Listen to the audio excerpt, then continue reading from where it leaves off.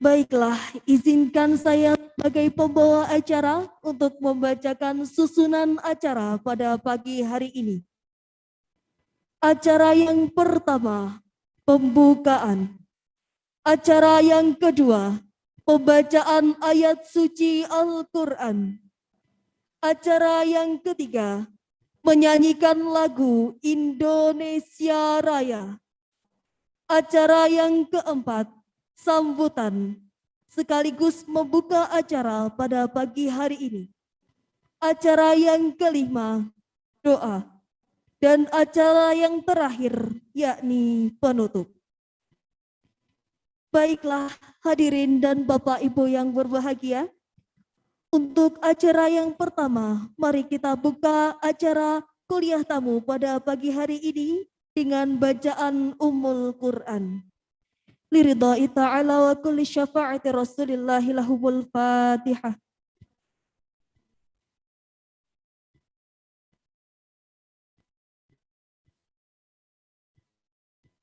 Amin, amin, ya rabbal alamin. Memasuki acara yang kedua, yakni pembacaan ayat suci Al-Quran. Kepada Saudari Hani, disilakan.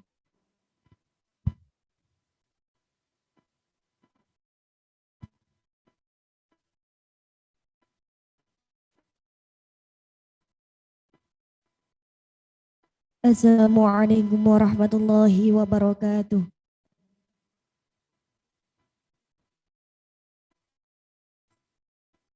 A'udzu billahi minasyaitonir rajim.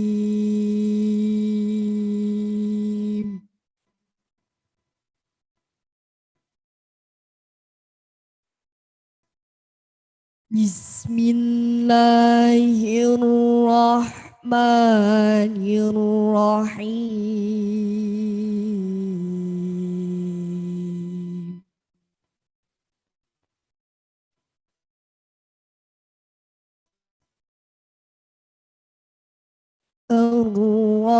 Ar-Rahmanu 'allamal Qur'an.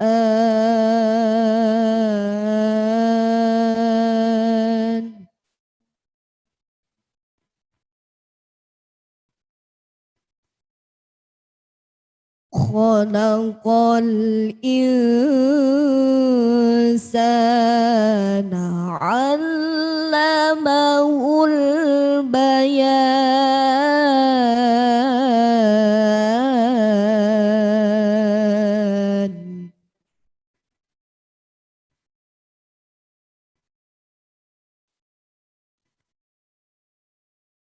Asy-syamsu wal qamaru bihusban.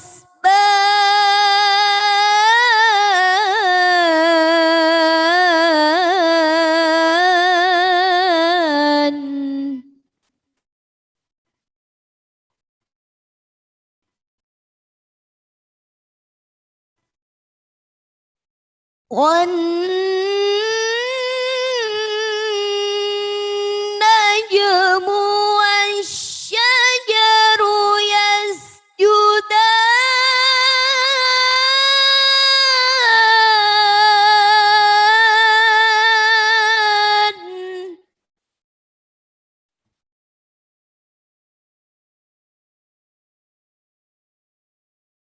وَالسَّمَاءَ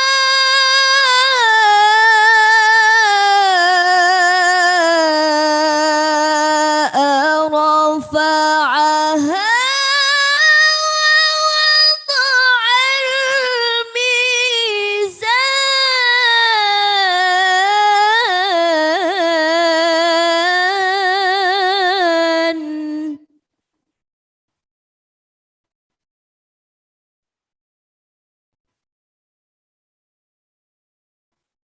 أَلَّا تَطْغَوْا فِي الْمِيزَانِ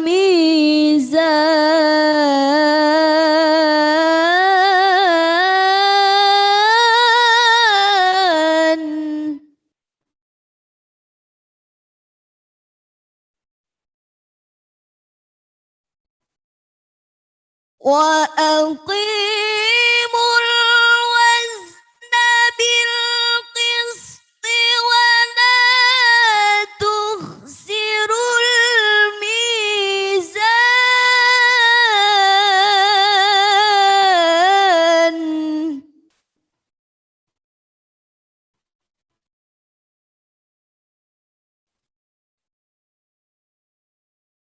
والأرض وضعها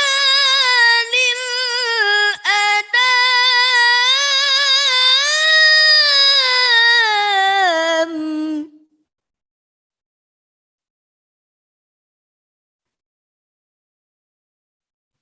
فيها فاكهة والنخل ذات الأكمام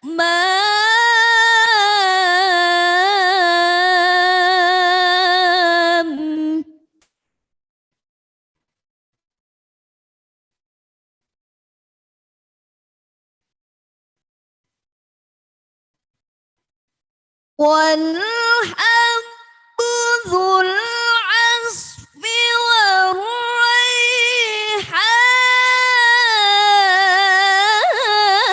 والريحان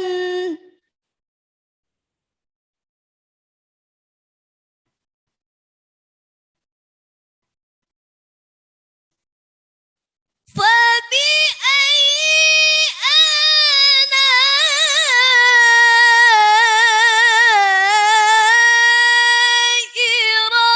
ربكما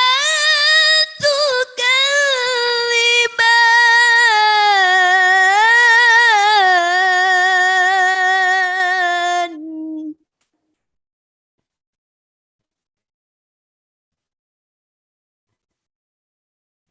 فبأي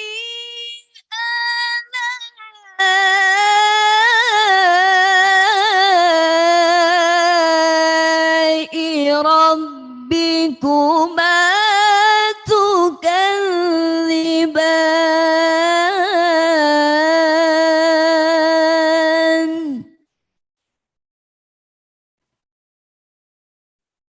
صدق الله العظيم.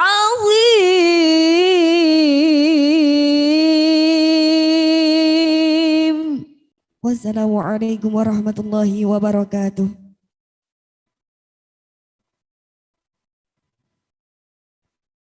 Amin, amin, ya Rabbal Alamin. Kepadanya disampaikan terima kasih. Memasuki acara yang ketiga, yakni menyanyikan lagu Indonesia Raya. Kepada Saudari Anisatul Marwah, disilakan.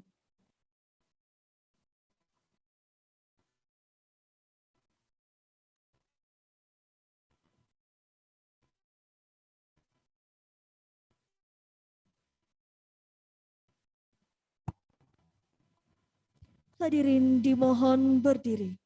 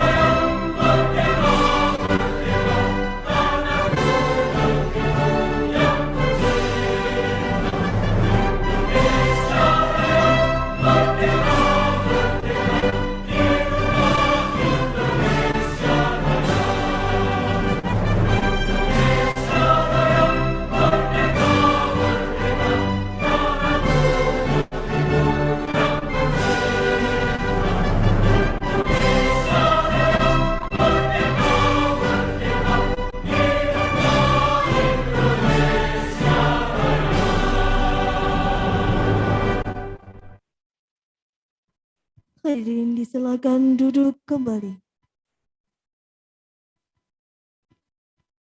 Memasuki acara yang keempat, yakni sambutan sekaligus pembuka acara kuliah tamu yang diselenggarakan oleh Fakultas Tarbiyah dan Ilmu Keguruan IAIN Ponorogo.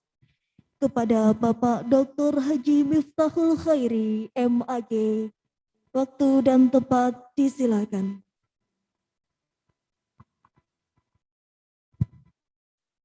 Bismillahirrahmanirrahim. Assalamualaikum warahmatullahi wabarakatuh. Alhamdulillahirabbil alamin. Wassalatu wassalamu ala sayyidina Muhammadin imamil muttaqin wa ala alihi wa sahbihi ajma'in. Wa qala Allah ta'ala fi kitabil karim. Bismillahirrahmanirrahim. Rabbi surah li sadri wa yassir li amri wahlul 'uqdatam min lisani yafqahu qawli. Shadaqallahul adzim. Yang sama-sama kita hormati Bapak Dekan Fakultas Tarbiyah dan Ilmu Keguruan IAIN Ponorogo, Bapak Dr. Haji Muhammad Munir LCMAG, segenap Wakil Dekan di lingkungan Fakultas Tarbiyah dan Ilmu Keguruan IAIN Ponorogo, Bapak Kabak TU, Bapak Kasubag, segenap Bapak Ibu Kajur di lingkungan Fakultas Tarbiyah dan Ilmu Keguruan, para mahasiswa yang kami banggakan dan yang juga kami hormati, Ibu Siti Nuraini MHum PSD selaku narasumber pada kegiatan kali ini. Puji syukur kita panjatkan hadirat Allah Subhanahu wa taala, Allah yang telah menghamparkan berbagai karunia-Nya di hadapan kita semuanya. Kita patut bersyukur kepada Allah, alhamdulillah pada kesempatan yang baik ini kita semuanya diberikan nikmat sehat. Oleh karena itu, marilah nikmat ini kita syukuri dengan bersama-sama membaca hamdalah alhamdulillahirabbil alamin. Salawat serta salam kita sampaikan pada junjungan kita Nabi Agung Muhammad sallallahu alaihi wasallam, Nabi yang telah memberikan kepada kita uswatun hasanah, suri tauladan yang baik. Kita berharap mudah-mudahan kelak nanti di yaumil qiyamah kita mendapatkan syafaatnya. Allahumma amin. Hadirin para mahasiswa yang kami banggakan, ke depan tantangan kita sebagai pembelajar bukanlah persoalan yang mudah. Bagaimana dalam era 4.0 yang ditandai dengan kemajuan di segala lini bidang, tentu menjadi sangat penting bagi kita semuanya untuk senantiasa meningkatkan kompetensi kita agar kita bisa bersaing dengan lulusan perguruan tinggi yang lain. Tidak salah kalau kemudian pada kesempatan yang baik ini, Fakultas Tarbiyah dan Ilmu Keguruan IAIN Ponorogo menyelenggarakan kuliah tamu. Kita berharap mudah-mudahan kuliah tamu ini memberikan inspirasi bagi kita semuanya, agar kita bisa turut berperan dalam dunia pendidikan, maupun kelak nanti ketika kita sudah lulus, dinyatakan lulus, kita bisa berkiprah utamanya di dalam kegiatan menjadi praktisi di dunia pendidikan. Oleh karena itu kami berharap kepada yang terhormat Ibu Siti Nuraini MHum PSD untuk memberikan berbagai pengalamannya kepada para mahasiswa kami. Kita berharap mudah-mudahan sekali lagi kegiatan ini mampu mensupport, memberikan semangat kepada para mahasiswa di lingkungan Fakultas Tarbiyah dan Ilmu Keguruan agar kelak nanti mendapatkan ilmu, sehingga kita berharap ke depan para lulusan akan mendapatkan pekerjaan yang layak. Tentu ini adalah bagian dari indikator kinerja utama yang perlu kita perhatikan, sehingga sekali lagi kita berharap mudah-mudahan kegiatan ini memberi manfaat. Pada kesempatan yang baik ini juga kami menyampaikan permohonan maaf Bapak Dekan Fakultas Tarbiyah dan Ilmu Keguruan, di mana beliau pada hari ini ada kegiatan tugas di luar. Menggantikan beliau pada kesempatan kali ini, sekali lagi mengucapkan terima kasih kepada semua pihak yang telah membantu mensukseskan kegiatan kuliah tamu ini. Akhirnya kami mengucapkan jazakumullah ahsanal jaza. Dengan mengucap Bismillahirrahmanirrahim, kuliah tamu dengan judul Learner Identity in English Learning kita nyatakan dibuka. Terima kasih. Akhirnya, wallahu muwaffiq ila aqwamit thoriq. Assalamualaikum warahmatullahi wabarakatuh. Kepada beliau disampaikan terima kasih. Memasuki acara yang kelima, yakni doa. Kepada Bapak Dr. Haji Kharisul Waton, MPD, disilakan.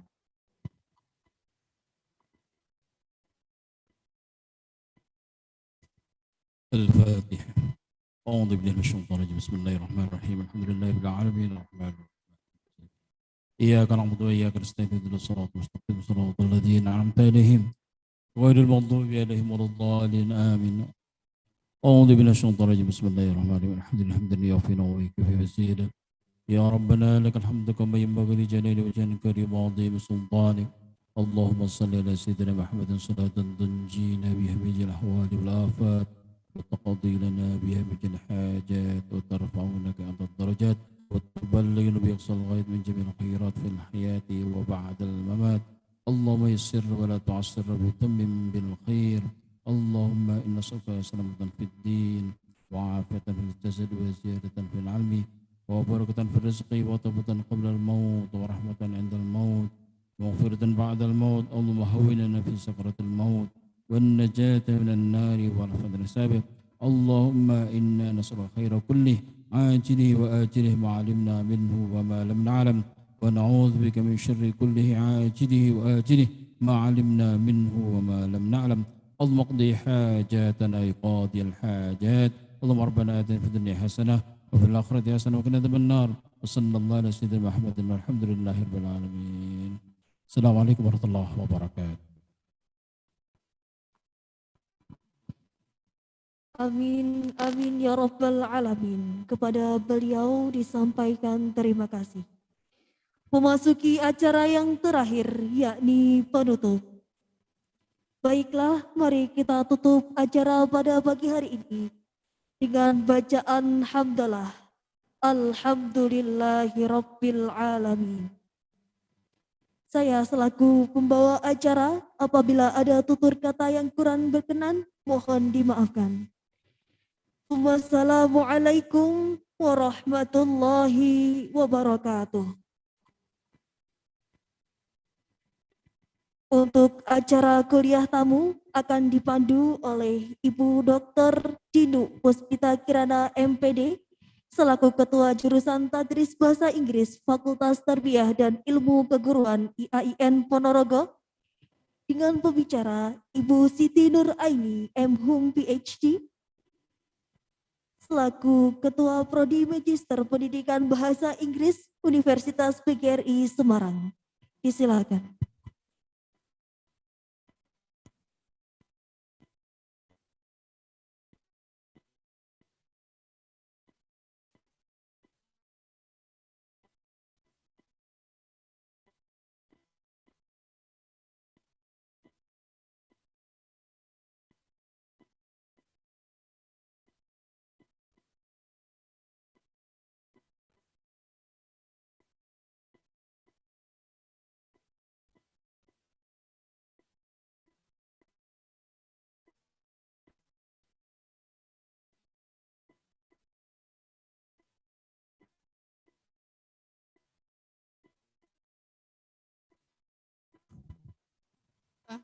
Halo, kita bisa foto bersama dulu.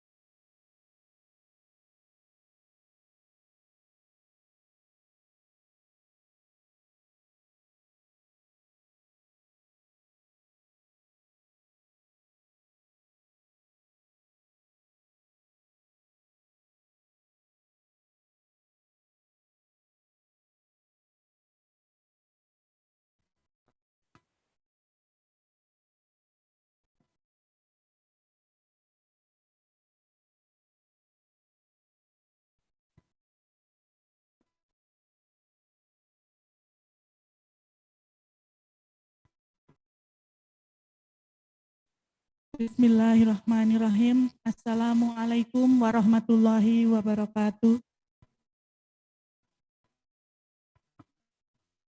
Bismillahirrahmanirrahim. Assalatu wassalamu ala asrofil anbiya'i wal mursalin wa ala alihi wa sahbihi ajma'in amma ba'd. The Honorable Rector of IAIN Ponorogo, Ibu Hajah Dr. Evi Muafiyah AG, the Honorable Dean of the Faculty of Teaching of IAIN Ponorogo, the lecturers who are here, and also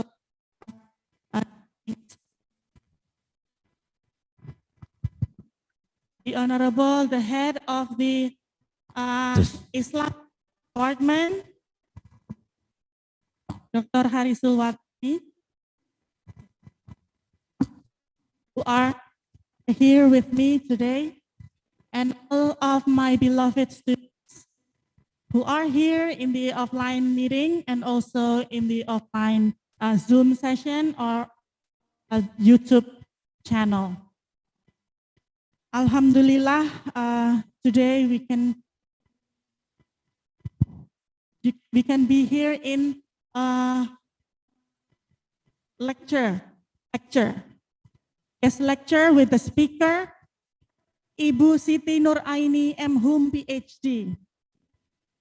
She is the PhD in Applied Linguistics from Massey University, New Zealand, and also the head of the English graduate program of Dasarjana Universitas PGRI Semarang. Okay, while waiting for her to join us, we are going to have a little bit introduction on how to have the learner's identity, to know the learner's identity in English learning. For this theme today, it is very important because it will shape how you are going to be right now and also in the future. You need to know this topic because this is will be very useful for your academic career on your future life.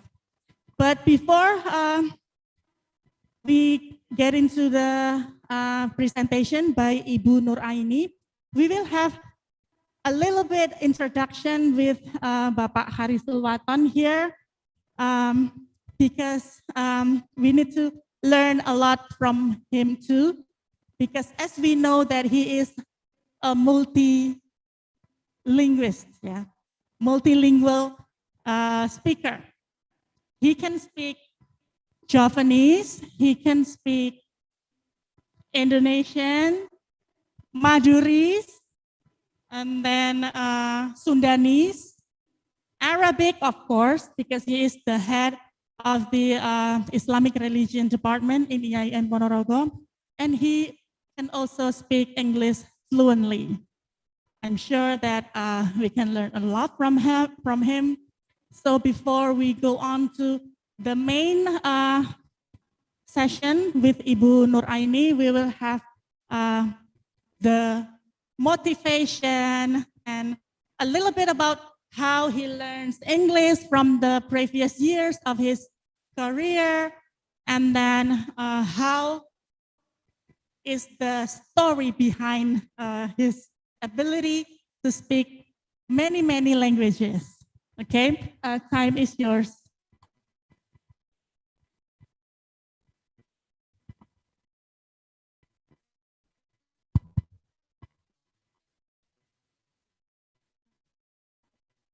Assalamualaikum warahmatullahi wabarakatuh. I would like to speak informally, so let me to deliver my greeting for you all. How are you today? Hi guys, how are you today? Okay, I'm fine too. Okay, assalamualaikum warahmatullahi wabarakatuh. Alhamdulillah, salatu wassalamu ala rasulillah wa ala alihi wa sahbihi wa ala ma ba'dah. Thank you so much, Bu Dinu, for give me time to deliver some speech. And actually, I don't know what should I tell you, what should I speak, and what should what we say, tell you anything related with this, what we say, kuliah tamu or whatever. But first of all, I actually to deliver my thankfulness to Budino for giving me time and giving me a chance, to speak English. And everybody of you, I'm not English lecturer, and also I'm not graduate from English department. I only graduated from the same institution like Mr. Darmuji did.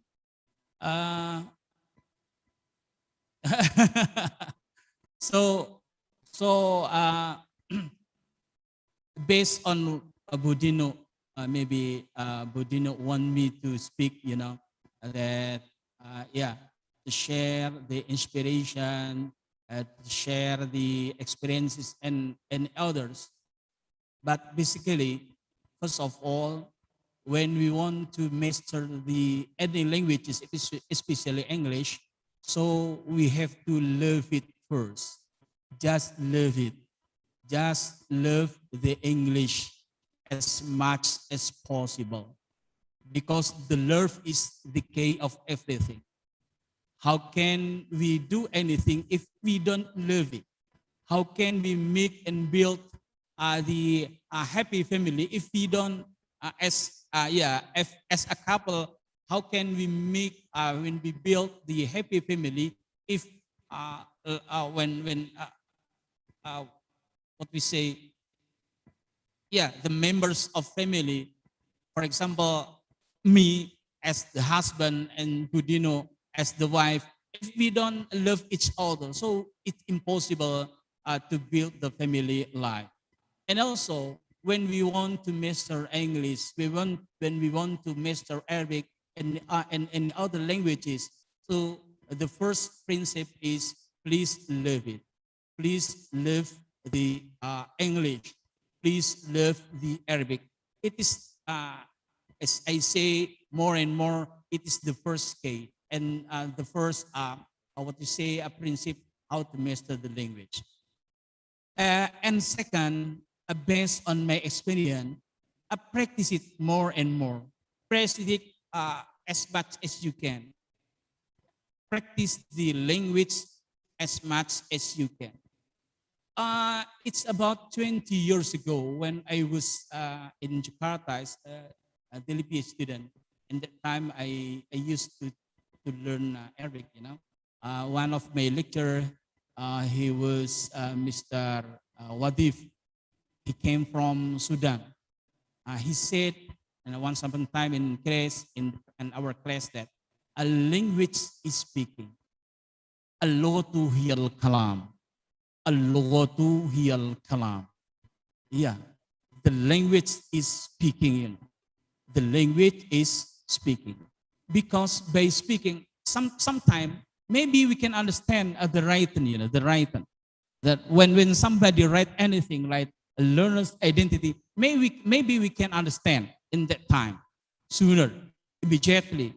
But when Mr. Dino or maybe later Miss Siti Nur Aidin, when he tried to pronunciate it or to speak it, it's possible we can understand. We can't understand what she does, what she speak, what she what we say pronunciated.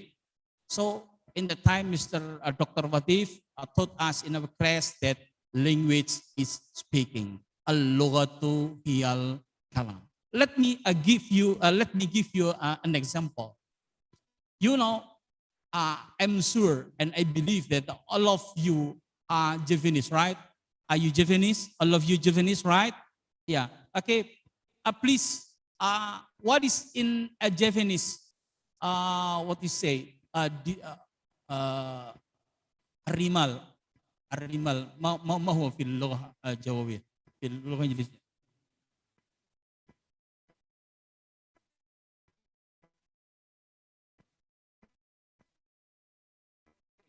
Yeah, okay, thank you. Sen. Sen, pasti do you know? Sen. What do you say in Javanese? Sen. What? Wedi. And what do you say in English? Takut. In Javanese. Scary in Javanese, what do you say? Yeah. Wedi and wedi. Aku wedi nggawa wedi. Aku wedi nggawa wedi. So the pronunciation is so important, you know, and also speaking is so important. Yeah, yeah, yeah. So according to me, please practice it. Yeah, more and more practice to speak, practice to write, practice to learn, and everything.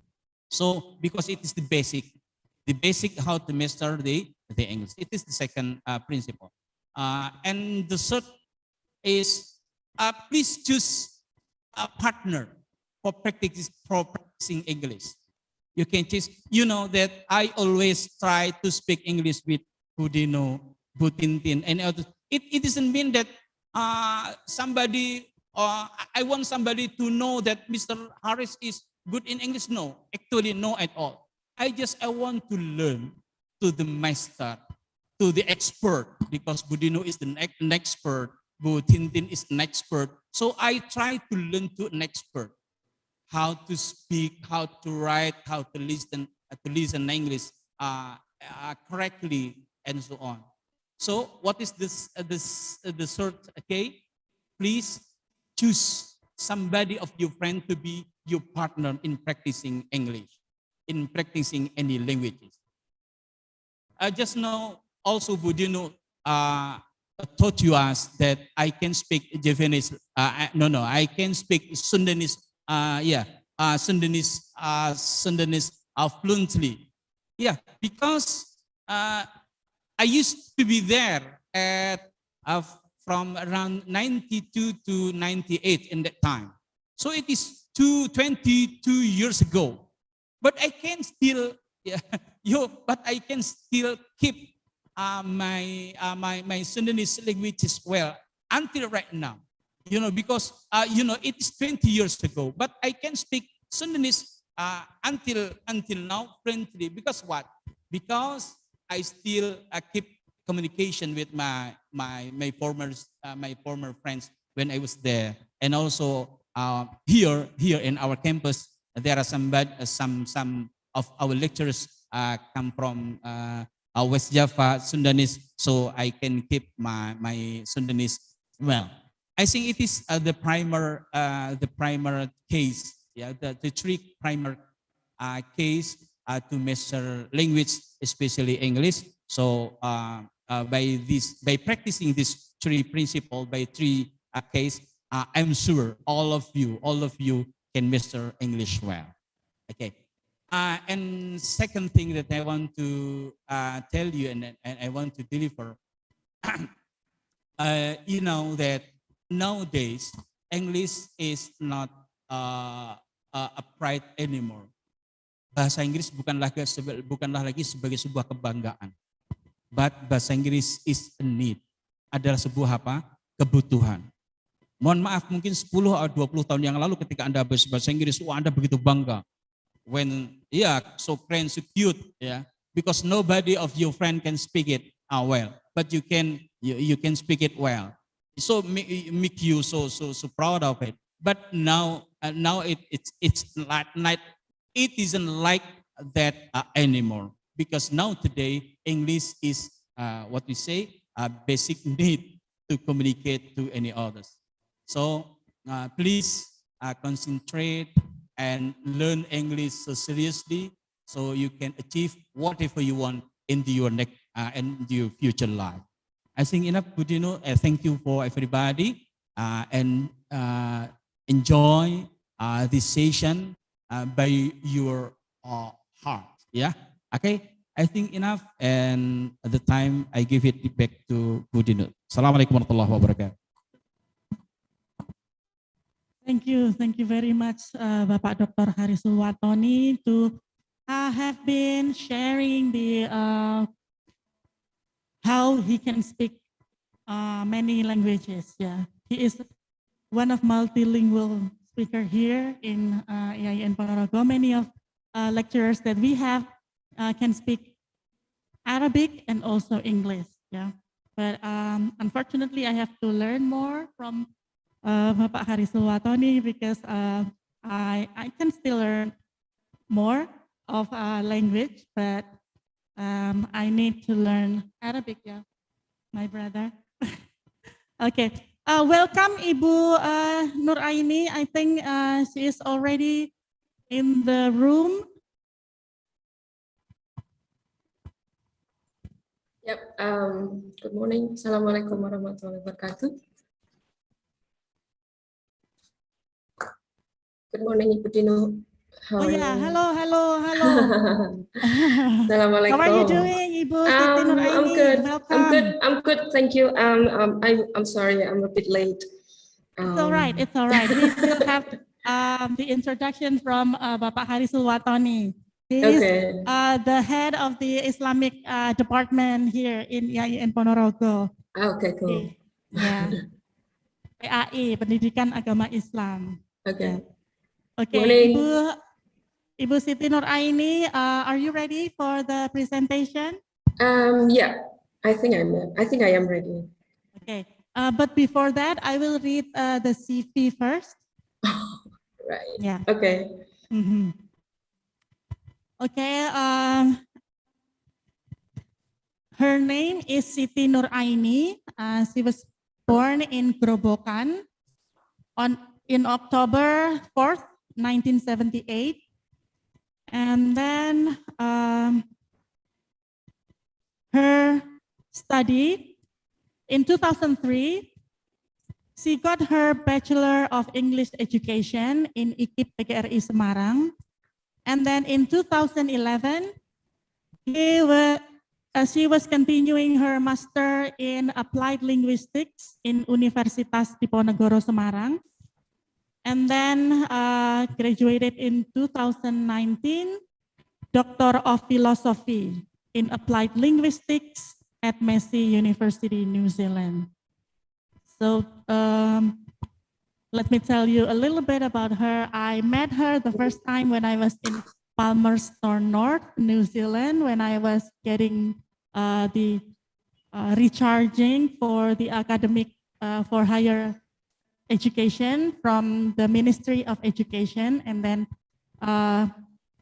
she has taken me to a lot of places, and then we go around the Palmerston North, and we had such a beautiful memories, and we had a lot of good time.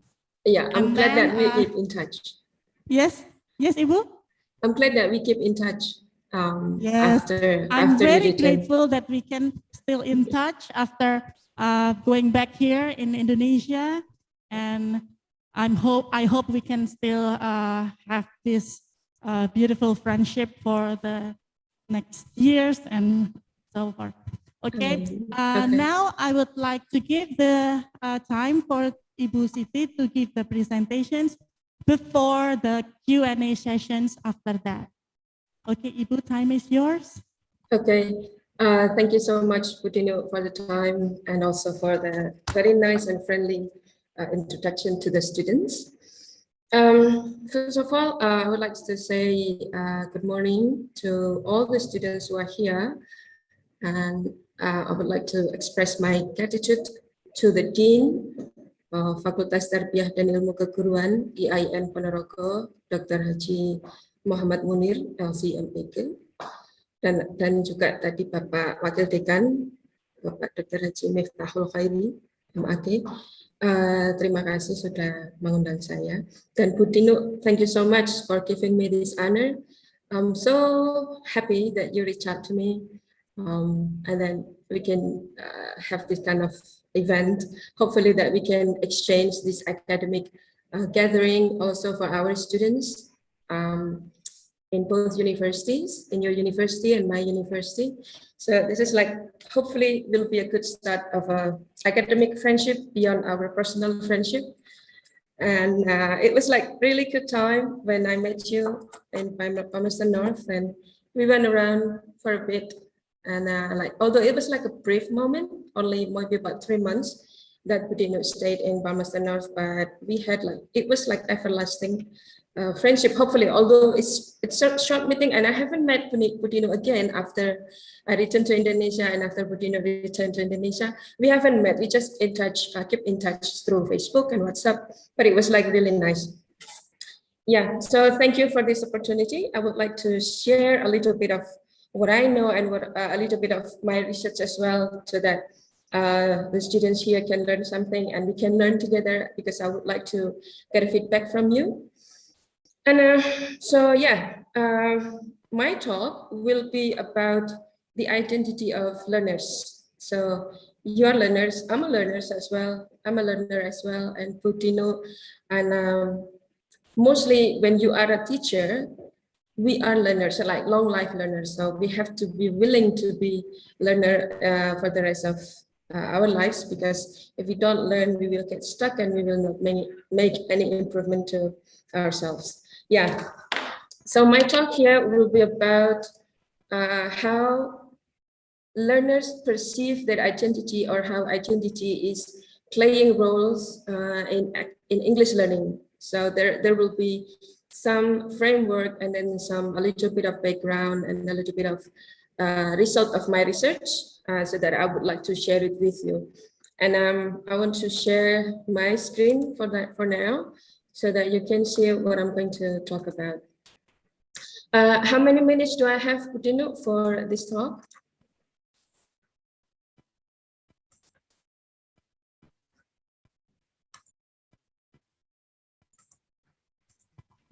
I think about an hour, maybe. An hour, okay. Okay, so yeah, I will try to keep it the time.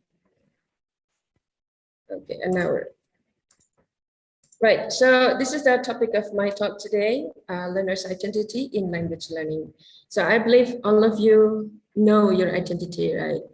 But as a learner, probably you need to look deeper into what you have done and what you have going through for the term that you are a learner. But before that, we're going to look into the background of why we need to have this talk. So there will be 4 topics that I will talk about. So the first one is the role of English as a foreign language in Indonesia. I believe that you are so familiar with this. Probably you use this as an opening of your thesis, and you have read this many times. But what is the implication of this role of language as a foreign language in Indonesia, and how does it impact your learning? We will talk about that. And then why is it what is it like identity crisis is happening in language learning, and what does it imply to the learners? And also I will explain a little bit about quadrupolar model of identity and the self-system relationship. If you're not familiar with this topic, that's fine. It's actually just the terms that it sounds big words. It sounds like a big word, but actually the idea itself is very familiar to you, because it relates to you directly. So you will be able to relate to what I'm talking about. Okay, so the role of English as a foreign language in Indonesia, it has been known for a long time, that since the establishment of Sumpah Pemuda, yeah. So a while back, a long time ago, the government decided that Bahasa Indonesia is the language for our nation. And some time ago, they designed a rule that English is the foreign language. So in the world, there is like 3 groups of how English language is spread, and also what kind of what country use the language as the first language, and then the second language, and a foreign language, and what implication that they reflect on the education system of the country. So of course, the inner circle, this is the inner circle. It means that the language is used as the first language, or the first and official language. So you know the countries where the people speak English all the time. So that belongs to like UK, USA, Canada, Australia, New Zealand. So English is their first language. They use it for school, for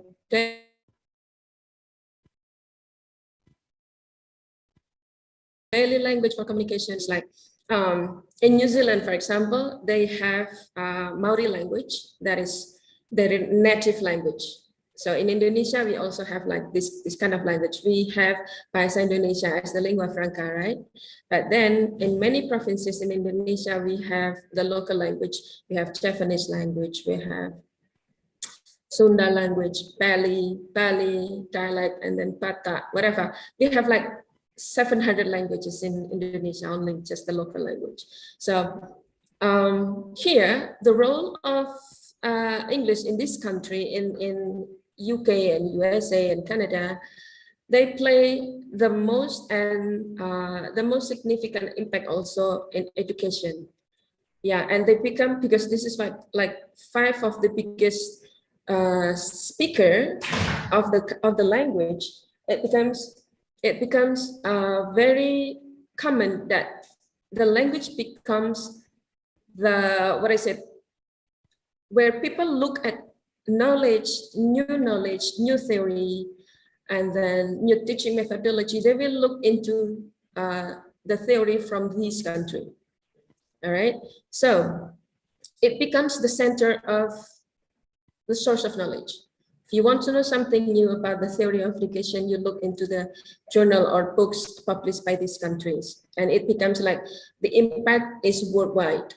Everyone can feel the impact of new information that comes from these inner circle countries.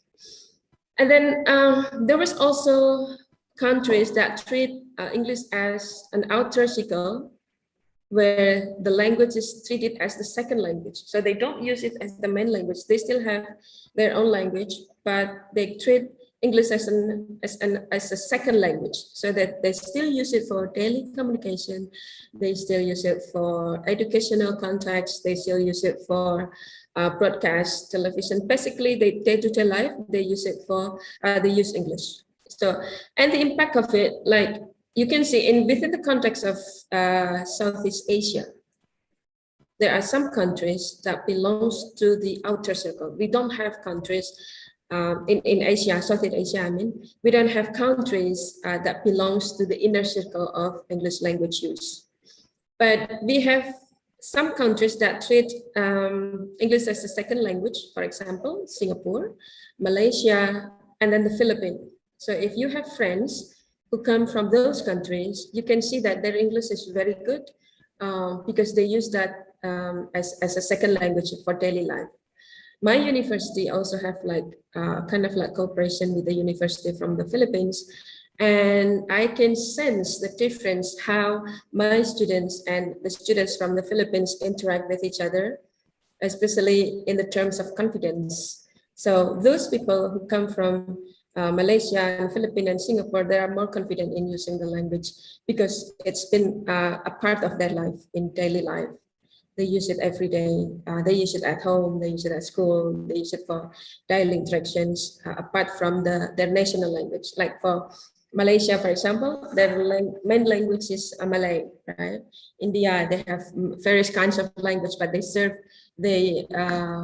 treat English as a second language. And then there is expanding circle, or the circle outside these two circles. These are the countries that treat the language as a foreign language. And you can see the list consists like Japan, China, Iran, it's Iran, not Iran, sorry, Iran, and then Saudi Arabia, and Indonesia belongs to this group.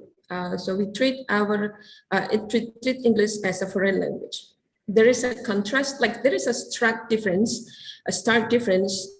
between those countries that treat English as a foreign language and the country that treat English as a second language. Yeah, you can see probably in terms of, in terms of publication, for example, this is just, I'm looking at it in terms of academic endeavors. So in terms of publication, Indonesia was left behind Philippines, behind Malaysia, behind Singapore, because their teachers were trained, they were used to using English for daily conversation. But in Indonesia, we treat English as a foreign language. We don't see the need of using English as a daily language because it's a foreign language. We use it. There are some factors why English language as a foreign language in Indonesian context become essential in this topic because this is like the establishment of Bahasa Indonesia as the national language about the flag and symbols. It's been ruled in this law, number 2, article number 2. Law number, sorry, I can't see the number. Law number 29, article 2. Number 24, 2009. So they have established that Bahasa Indonesia is the national language. That's why no other language is preserved as a competition of Indonesian language. And if you remember that a while back, maybe the student friends in this room, you were still young probably at that time when the government imposed a regulation that everything has to be in Bahasa Indonesia because there is a growing concern that the widespread of English will erode the identity of Indonesian.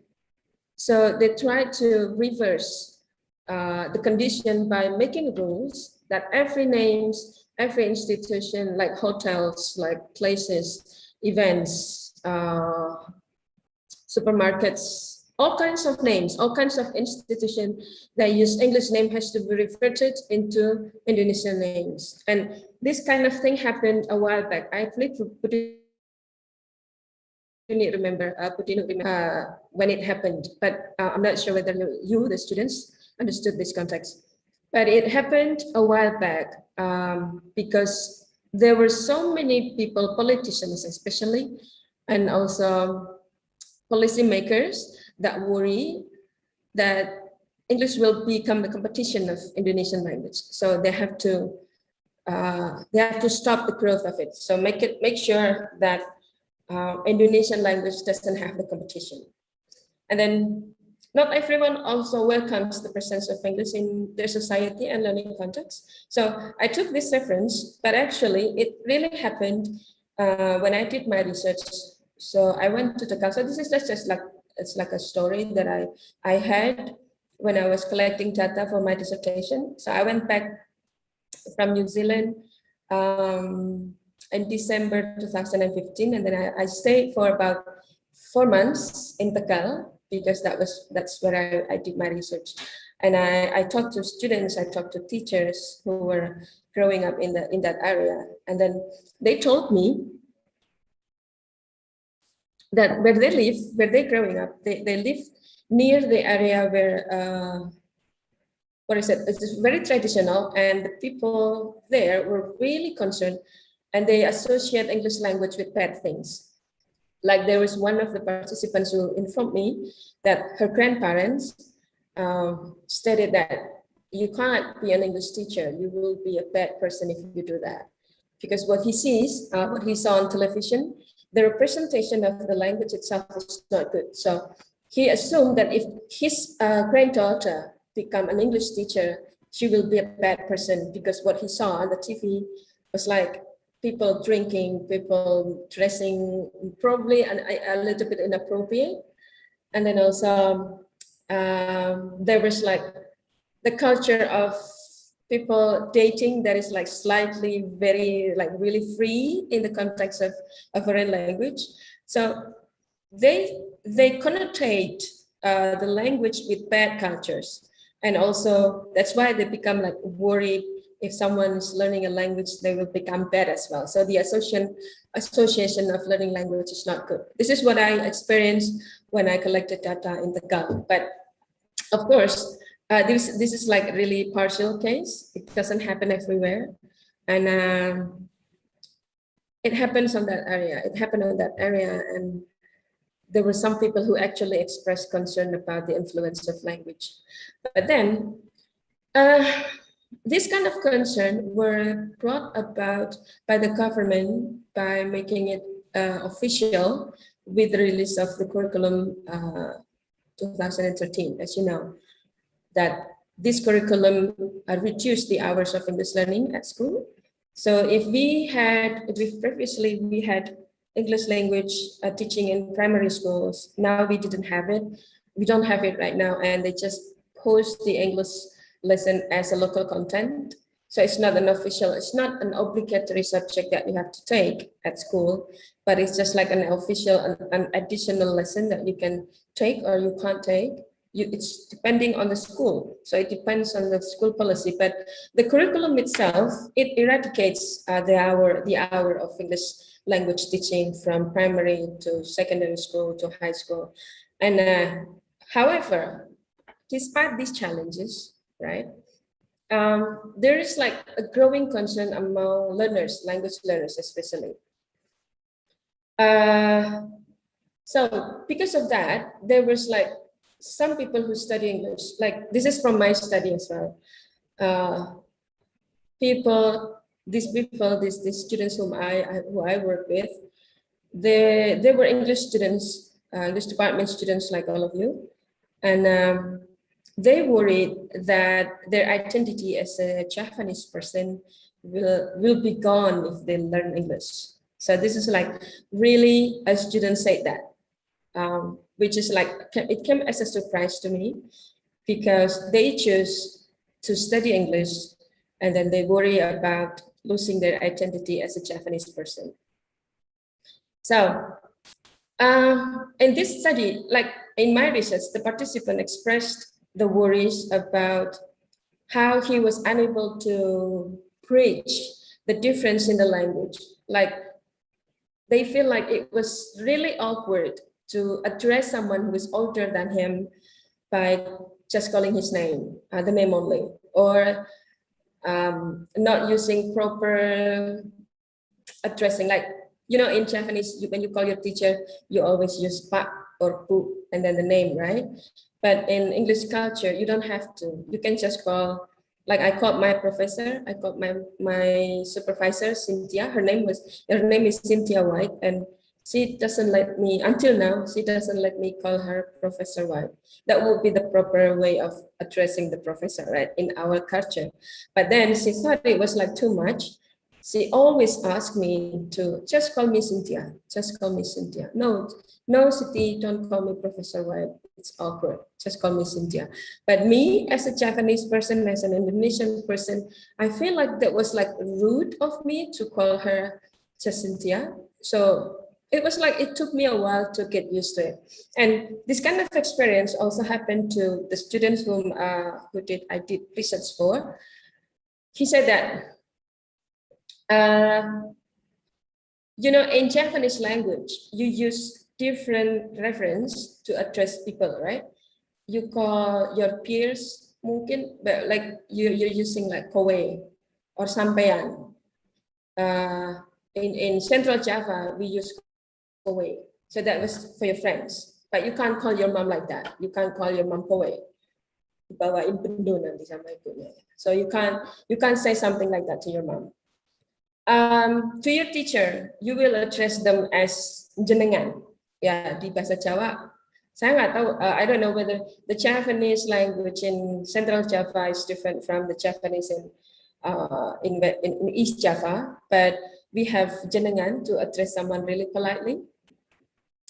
So the lowest level would be kowe, and then sampean, and then dengan. The dengan is the most polite. But in English language, you address everyone as you, right? Semuanya dipanggil you. Everyone is you for you. So you don't differentiate whether they are your boss, whether they are your teacher, whether they are your sister or your mom. So everyone is you. So this is like the equality of the English language that they offer. Sometimes you are not ready to that. You're not ready for that difference because you are used to your local culture, your local identity, where you address someone you respect with a higher level of addressing someone. So you have to navigate the way you interact, navigate your identity as the, language learner, and the identity as a Japanese person or Indonesian person. Yeah, so you have to find a way how to make it possible for you to be yourself and still do the language and not losing your identity as a Japanese person, meaning that you don't lose your politeness, you don't lose your degree of confidence in addressing someone. Yeah, Up to this point, do you think that I speak too fast, or is it okay for you to follow my speech?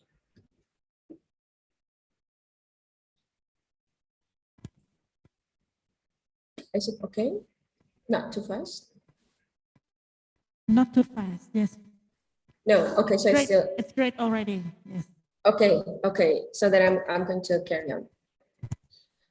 Right, okay, so now we're moving to the identity. So this is like identity crisis. This happens when you step into the world of language learning. Your identity as the person in the culture where you're growing with, and then you have to embrace a new identity of the language that you are learning, because when you're learning a language, you are learning a culture, right? So it's not just trying to understand the language and then use it in your daily life, but also to understand the culture of the language itself. And it can become a little bit challenging when you do not know how to navigate about it. And your identity as a language learner, it will become fragile. It will become fragile, it will become exposed, and you do not know how to deal with it. So I'm going to talk about these 4 models of identity in language learning. Yeah, when you chose to study at this faculty, Tarbiyah and Ilmu Keguruan, and then you took major in this major, I assume that you wanted to be an English teacher, right? So that's what my assumption is. But how do you go there? Like there are 4 parts of identity that everyone has it, everyone has it. So we have the self dimension here, the possible and the actual. So this is the 4 identity that we're going to go deeper, internal and external. So possible, ideal, internal identity, that means what you want to be, ideally. So this is like the prediction of the existence of your ideal self and multiple imposed self. So possible self in the future is what you want to be, like a personal representation of what an individual would like to become in the future, irrespective of other people's desires and expectation about the individual. So it doesn't matter what your parents want, it doesn't matter what your teacher wants you to become, but your ideal self is the way you see yourself in the future. What do you want to be? Do you want to be an English teacher? Do you want to be an entrepreneur? Do you want to be a translator?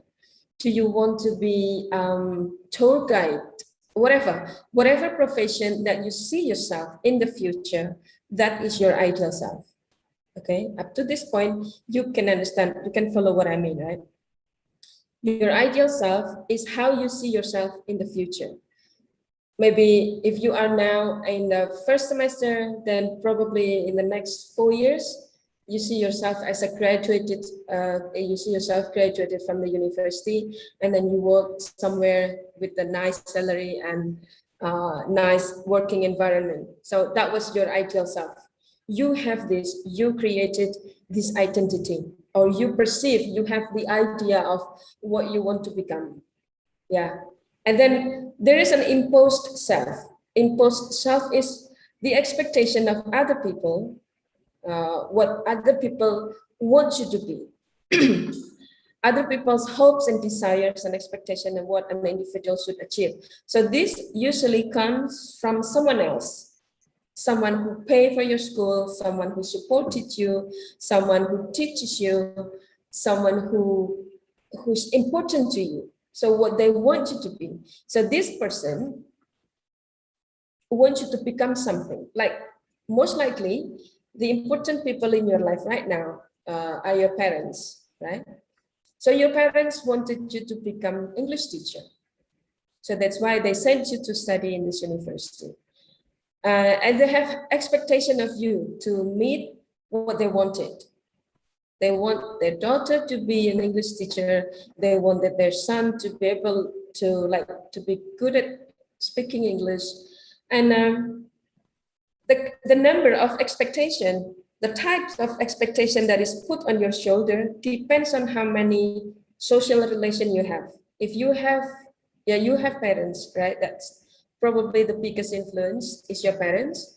And then you also have probably siblings, what they want you to become. And probably you have someone that is close to you, like best friends or girlfriend, boyfriend, whatever, or husband and wife if you're already married. So those people, they are your social relations, all right? So these people, they have expectation on you that I want, for example, I'm going to mention a name here. I want Firza Ulfia, let's say. Firza Ulfia. This is one of, if you are my son, I would want you to be very good at English so that you can find any job you wish, all right? So Firza, as a mother, as your mother, I want you to become this, I want you to become that. And that is the imposed self or the identity that other people give to you in the future, what they expect you to become. The things about these two identities, so this ideal self and imposed self, they are not related, but they can also be related. Like, for example, you wanted to be an English teacher. Your parents wanted you to be an English teacher.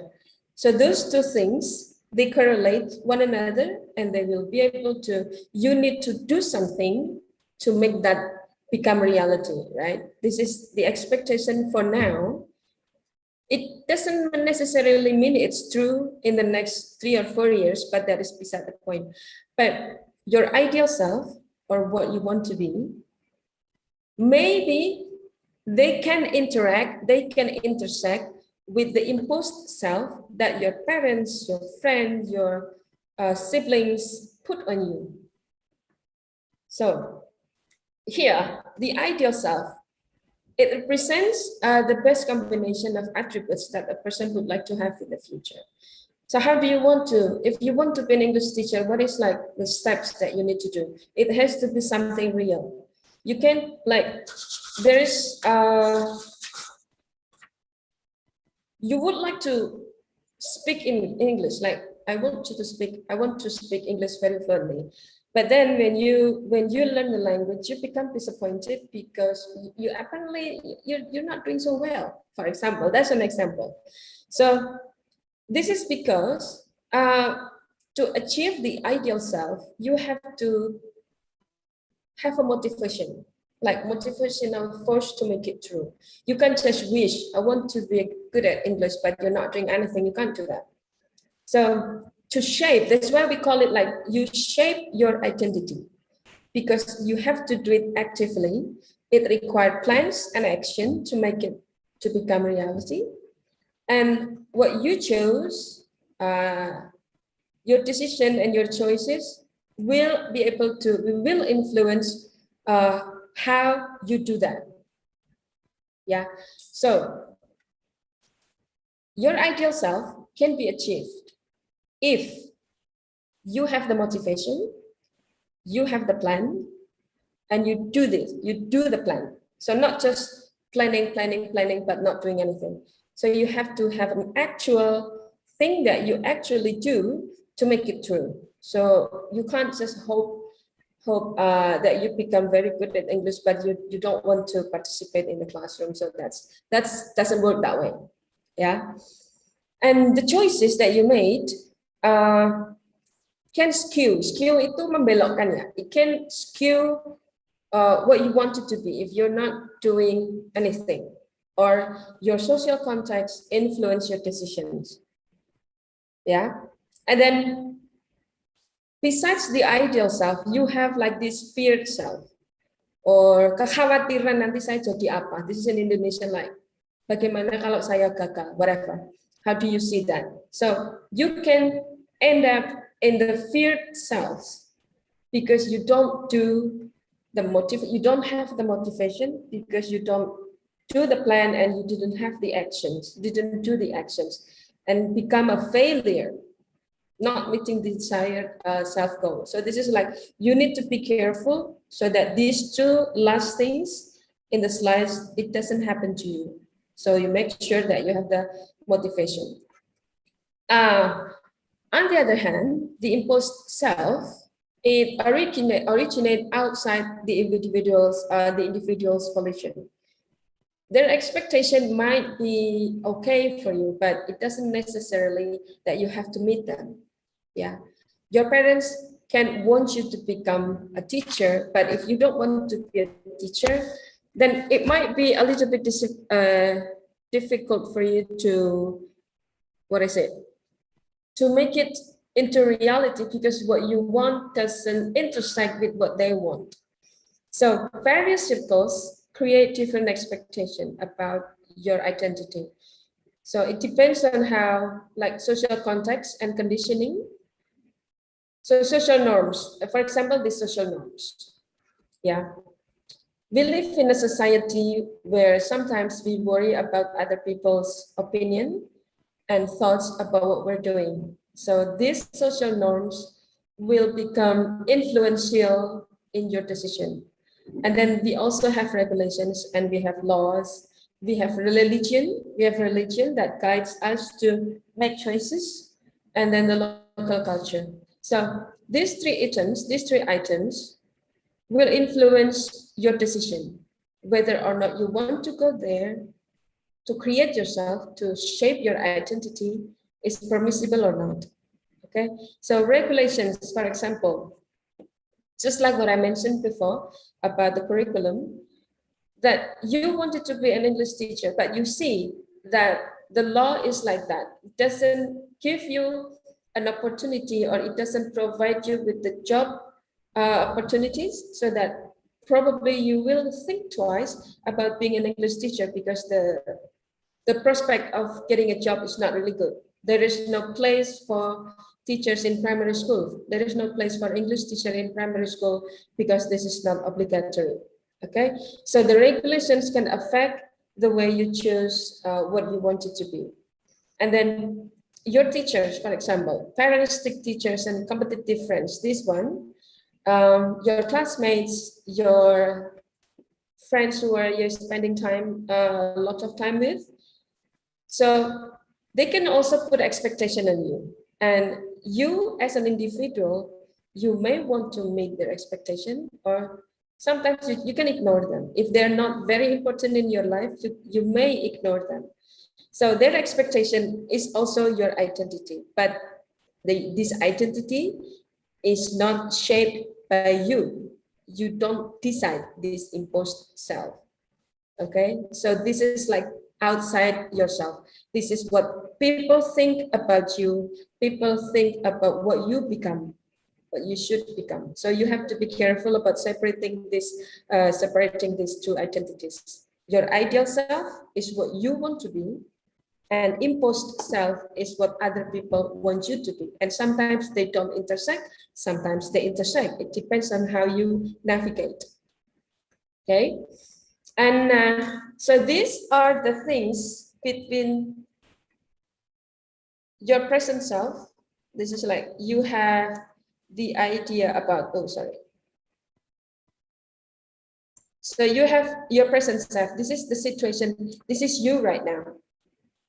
And then this is you in the future. What do you want to be? So you have to do these steps to be here.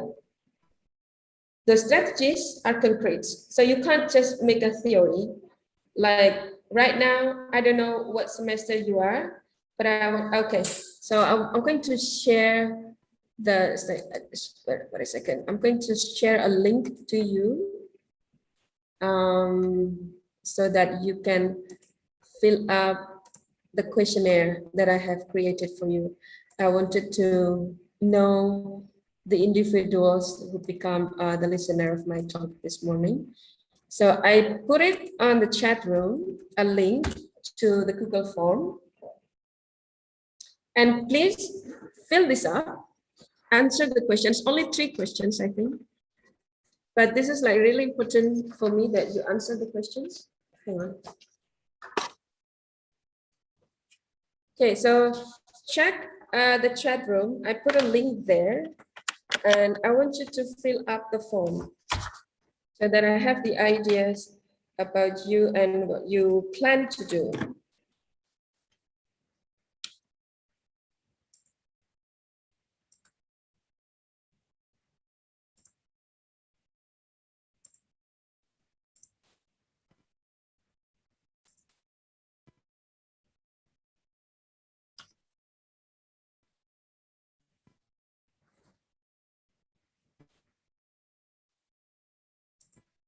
Okay, did you get the link?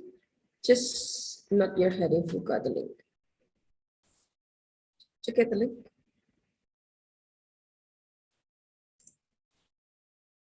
Okay, please fill the link. Please the form. Fill the form.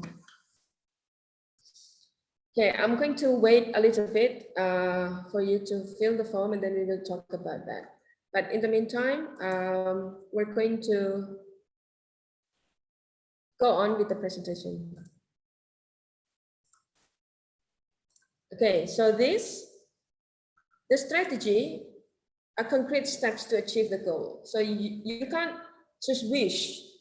Like the steps, like it includes your actions or your choices and your motivation to become who you are in the future. So there is a gap between your present self and your future self. This gap includes, for example, you have to finish your scripting. What do you call it, scripting? In my campus, we call it final project. So you have to finish your skripsi. It's one of those things. Ya, selesainya skripsinya diselesaikan dulu. Harus ada bimbingan, harus ada nulis, harus ada membaca. So if you are in like a latest semester, probably sudah semester ini semester gasal ya, 7 misalkan, harusnya sudah mulai bikin skripsi kan ya, minimal sudah mulai mengajukan judul.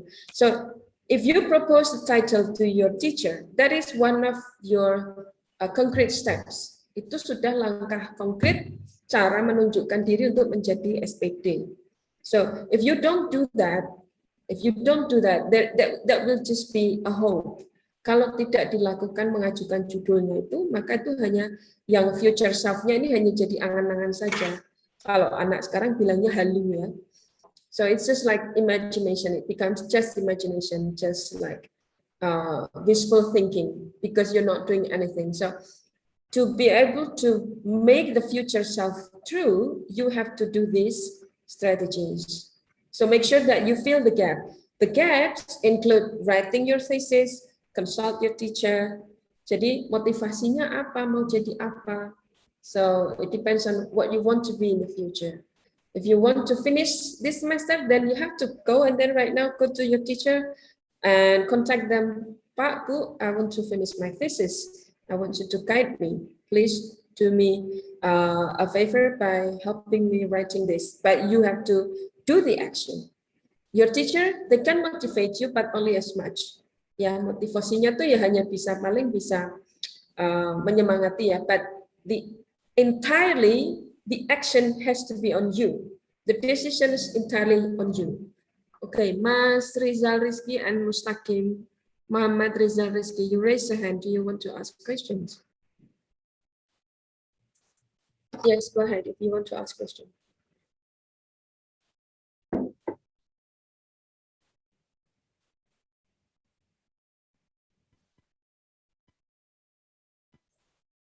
No? No questions?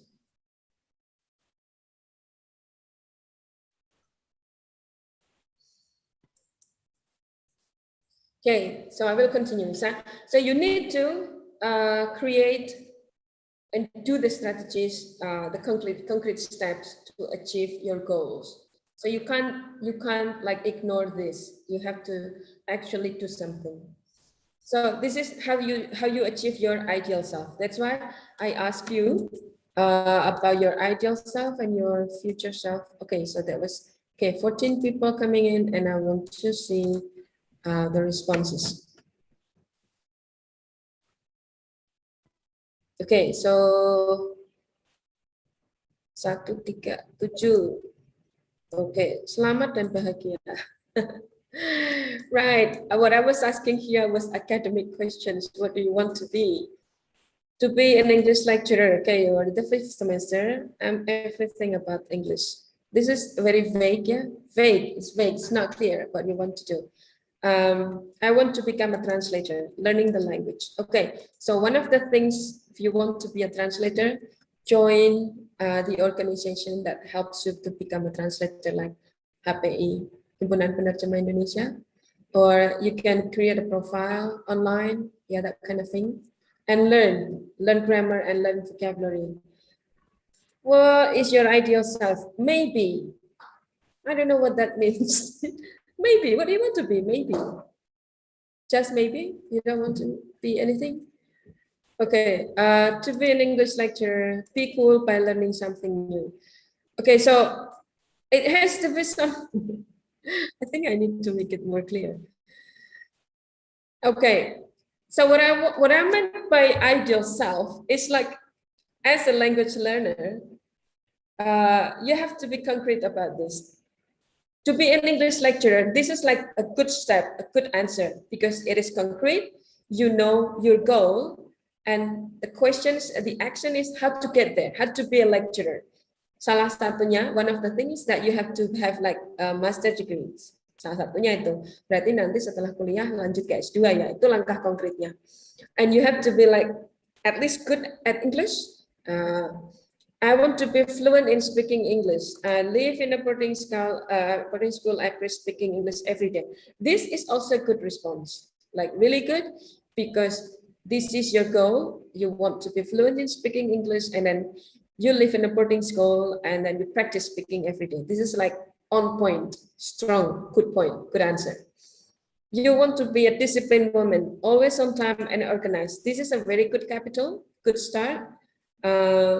Try to keep that when you have already like in the profession, because you need to be something, right? What is it like? I don't know what kind of job that you want. I can speak English very well, and then I want to be an English teacher or maybe a translator. Okay, either way, it's a good choice of career. So still learning, just want something. Okay. Become a wife, writer and a painter. Require plans and action. Okay, so what is your plan? You did not specify here. Become a writer, that means you have to start writing, right? I want to make my parents proud of what I do. See, this is an example of imposed self by the parents. So their parents has an expectation, they have an expectation, and your ideal self is to make your parents proud of you, regardless what you are becoming to be, right? I'm trying to grow the spirit of learning in myself. Okay, this is like rather unclear about how you want to do it, but you try to, to mold into your parents' expectation on you. Jadi ini memenuhi harapan orang tua ya. You want to make your parents proud of you. I can do anything what I want. Okay, I don't know what to say about this. Successful in my parents. Okay, so it seems like the influential figure here are parents mostly. Translator. Okay, so I am a translator too, so you can ask me about that later. I want to be a native speaker, English course teacher, and tour guide. Well, first of all, I'm sorry to break this to you, but you can't be a native speaker because you are Indonesian, yeah? But you can be fluent in English, you can be good at English, but you can't be a native speaker. You can be a native speaker of Bahasa Indonesia, but not for English, because that's not the language that you are growing with, right? A native speaker is a person who were born and raised in the language that they use since like mother tongue, as a mother tongue. Maybe you want to say you want to be good like a native speaker. Yeah, hopefully that was your expectation. And then you improve your English skill. All right. I want to be fluent. Okay, still learning. All right. Perfectionist. Okay. I don't know how to respond to this. Speak English very well. That's nice. Translator.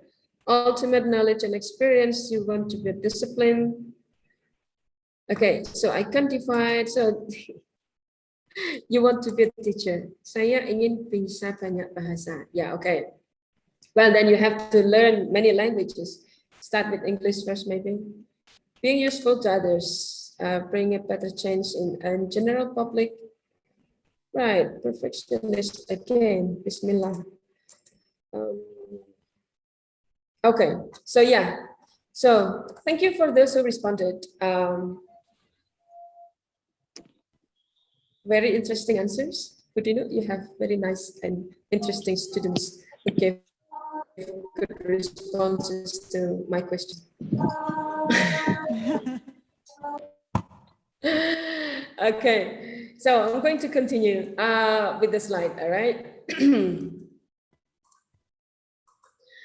Okay, so another thing, when I have mentioned the strategy that you have to, then the first ideal self and imposed self, and then I will continue with another two kinds of identity about you as an English learner. The first one is private self. Yeah, this is the truest form of identity as a learner, you, and only you know it. You don't expose, you don't share this identity with other people, because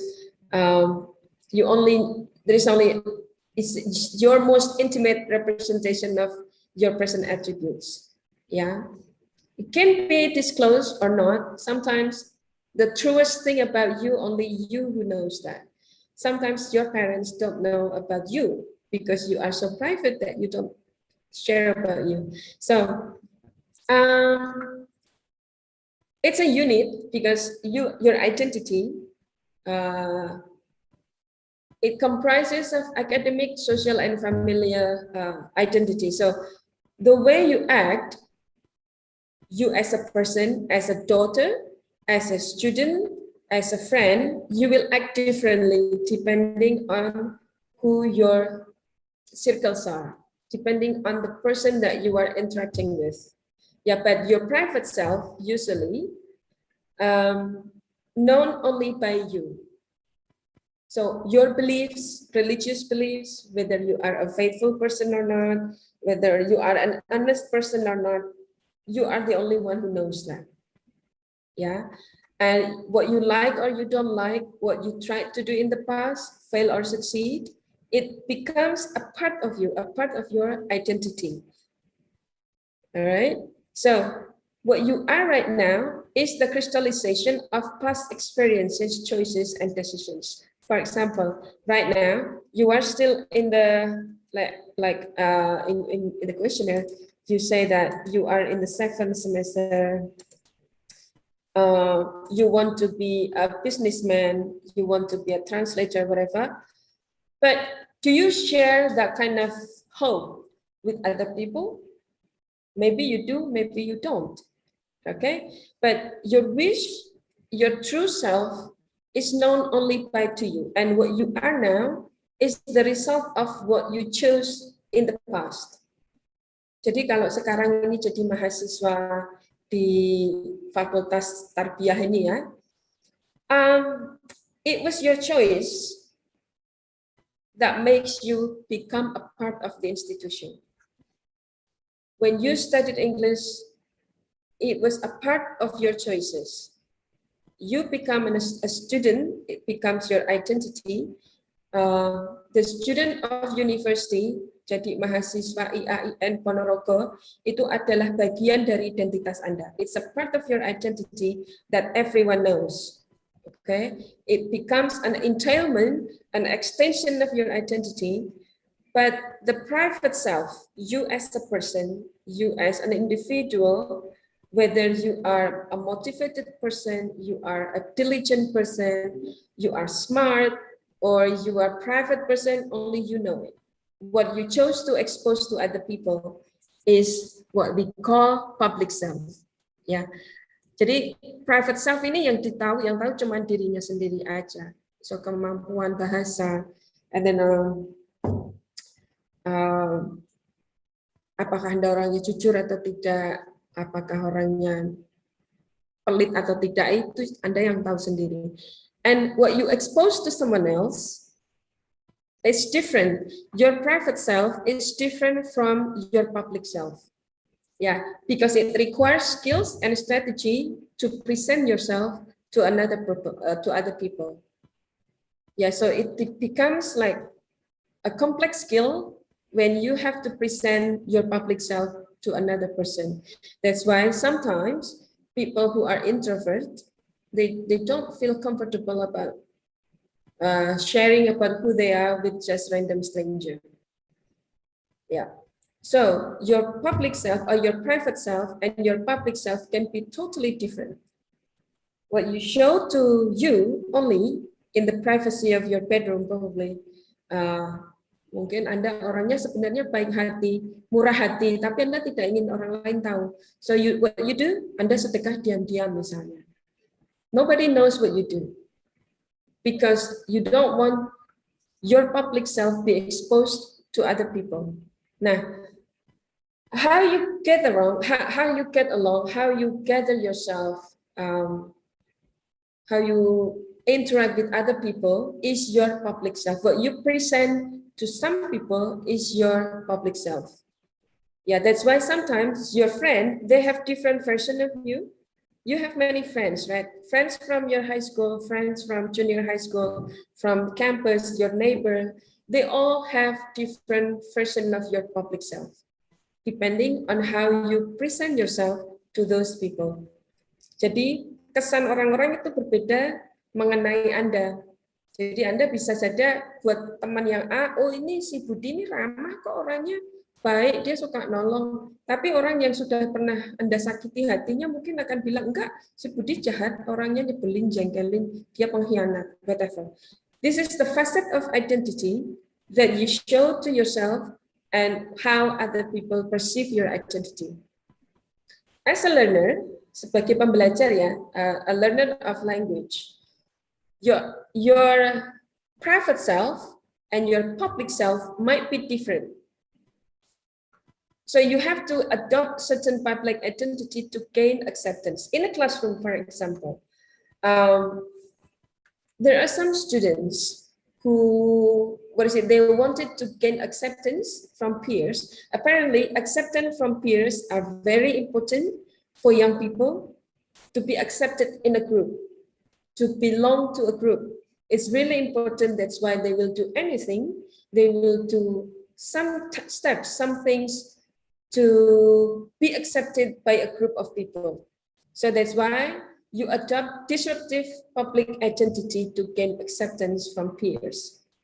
Yeah, this might be something that you actually, personally, you don't like, but you need to do this because you wanted to be accepted by a group of your friends. You know, sometimes in a classroom, you have a group of friends who are like, you consider them as elite and you don't belong to that group. So you do things that you personally, as a person, you don't like doing, but you feel like you need to do that to be accepted by that group. So in language learning as well, this is like the things that you need to, to do continuously. In language learning, acceptance usually comes from your teacher, okay? Their approval, their acceptance, their agreement with you is what you seek in a classroom. So you will do whatever it takes. Like, for example, you try to look more clever. You try to look better than you actually are, what you actually are. And that is okay, because in language learning, you need to show them, you need to show your teacher that you have learned something, because you want their approval, okay? You want their approval, so you do things in the classroom to show your teacher that you are a part of that school identity, citizen in the classroom. We call it citizen in a language classroom. So ask yourself, as a language learner, are you a tourist or a citizen in the language classroom? I don't know this because as a learner, yeah, you will try to gain acceptance from your teacher. You will try to gain acceptance from your peers, from your friends, so that you can be seen as a person who are learning a language in a way that you become very good at. Okay, so when a student become a tourist in a language classroom, it means they don't do anything. You know, they're just having fun. They're just having fun. Just like a tourist, when you visit some place, you visit, you take pictures, you visit maybe the nicest restaurant, you go to a place at a glance only. So you don't go deeper into the context of learning. So you just go to the classroom, sit there, maybe shout one word or two, but you're not really involved in the process of learning. That's what the tourists do. They just go into the superficial level of language learning.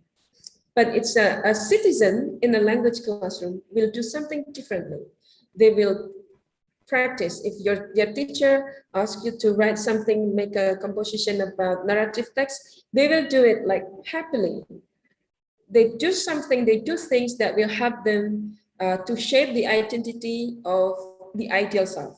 Okay, so the citizen in a language classroom usually are very involved in the classroom activity. That means they follow the instruction, they become a part of they belong to the part of the classroom itself, not just visiting, but they belong into the culture, the classroom culture. Hopefully you can separate what I meant by tourist and citizen. Tourists, they only do superficial things. They don't really interact. They don't really participate in the classroom activities. But as a citizen, you take part in it. Just like you are a citizen of Indonesia, you pay tax, you follow the regulations, you obey the rules, you contribute to your society by becoming a good citizen, right?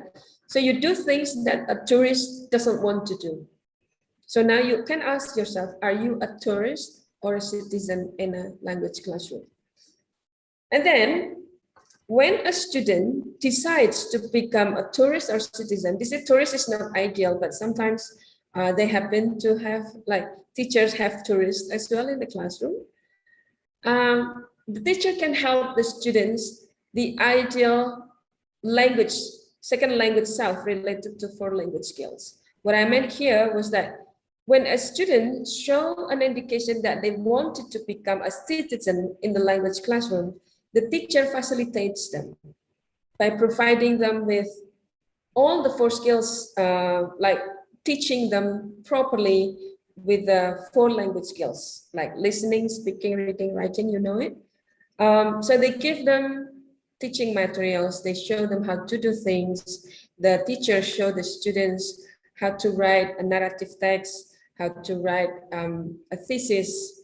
So this is like, it means that the teacher helps students create the second language self, or the identity of a person who speaks the second language.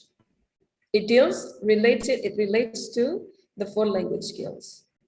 And then what does a student must do? Like they can take part by making good choices. The good choices here involves you being active in the classroom to reduce the discrepancy of the private self and to gain social acceptance.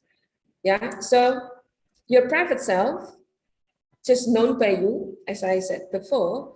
So, but your good choices to become what you wanted to be, supported by your teacher, is a good step to start to reach what your ideal self, what you want it to be.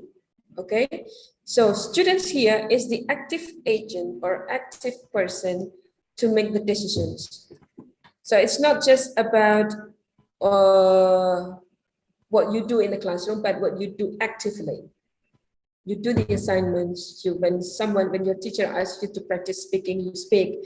You don't just be silent, because I have like students, I teach students as well, like you. I have my students English learning. In a speaking class, they don't want to speak. It's like really ironic. In a speaking class, my student didn't want to speak in my class. So this is like a bit difficult for me as a teacher, where a student doesn't want to participate in the classroom. Okay, and then we have a self-system relationship. So this is the relationship between 2 parts of your identity. There are like 4 parts of them, but your ideal versus imposed, your ideal self versus imposed self. Okay, so what other people want from you doesn't change what you want to be. Ya, orang tua Anda bisa aja minta, oh kamu jadi guru ya Nduk nanti. Tapi kalau Anda ingin jadi penerjemah, then sometimes it doesn't change. Maybe your parents will be disappointed in you because your expectation, their expectation was not met by you. But you put yourself first, and then you become what you wanted to be. And being a translator is actually like really good profession. So your parents' expectation on you doesn't influence what you want it to be. Ya, sampai di sini bisa dipahami ya, semoga ya. So sometimes it doesn't really change what you want. Karena kadang kalau ada anak ya, ini kan sering ya, ada anak yang dipaksa menjadi sesuatu yang tidak mereka inginkan. Anaknya ingin belajar di Fakultas Teknik misalnya, tapi ibunya pengen dia belajar bahasa Inggris. So, jadi anak itu nuruti keinginan orang tuanya belajar di bahasa Inggris. But the kid was not happy because that's not what they want. So they become, their ideal self was not reached because they wanted to make the imposed self, atau harapan yang diberikan orang tuanya itu, they want to make the parents happy, so they just follow the imposed self. But it results in unhappy kid. Ya, anaknya jadi tidak bahagia. So, ideal versus imposed. You have to make a choice here, and your ability to make a choice, it's called agency. Jadi Anda memilih mau jadi guru bahasa Inggris atau jadi penerjemah. And you can check with your parents what they wanted you to be. Mau jadi apa nih ibunya, anaknya, ibunya pengen apa? Mau jadi guru atau mau jadi penerjemah, boleh nggak kalau jadi penerjemah aja? Kalau misalkan orang tuanya enggak, jadi guru aja yang biar dapat pensiun dan sebagainya. So that was your parents' expectation. Is it aligned with your expectation or not? So you have to check with that. And because your expectation, but future depends on public image, behavior, claims, and ability. So what you're going to be, Anda itu besok jadi apa itu tergantung dari your behavior, public image. Why do you care so much about society? Because that's what we are. Like in society, in our society, we tend to care about what other people think, and our decision is based on that. Ya, jadi keputusan kita buat itu berdasarkan hal-hal itu. Wah, masa itu sudah kuliah kok kerjanya jualan, kadang seperti itu ya. And sometimes you worry about that. You can worry about that, or you can just ignore them. And that's why you need to make a choice, your relationship with your expectation about you and other people's expectation about you. You have to be able to navigate how to find the perfect balance for you. And then we also have public self. So this is like the two things I have mentioned before, that self-concept will directly influence on the image of what you want to display.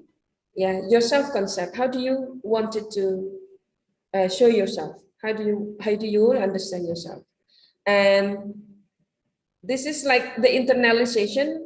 I mean, was like harapan orang lain kepada Anda itu apa? Jadi kadang orang lain itu kan berharap Anda jadi sesuatu. So what you show to other people sometimes is what they like to see, what other people like to see. Misalkan, and a very simple example like this, in a culture of learning, as a student, you will be required to publish article. I don't know whether it is like it applies in your university or not. Tapi sebagai mahasiswa yang, let's say, sudah semester 7 misalnya, itu kan Anda harus harapannya sudah bisa nulis skripsi ya.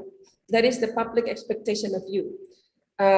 Dan public self-nya adalah Anda sudah semester 7. Orang tahu, oh sudah semester 7 berarti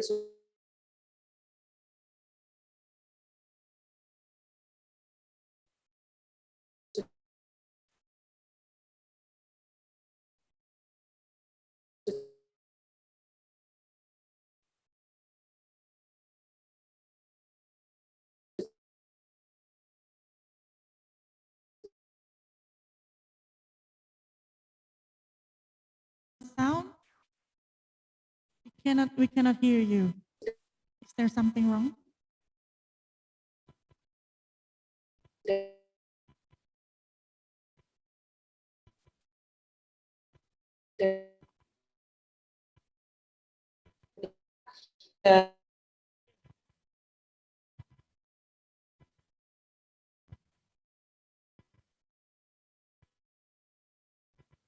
There's something wrong with the connection. Ibu Nur Aini, can you hear me? Yes, sorry Yes, about there's that. something wrong with the connection. Yes.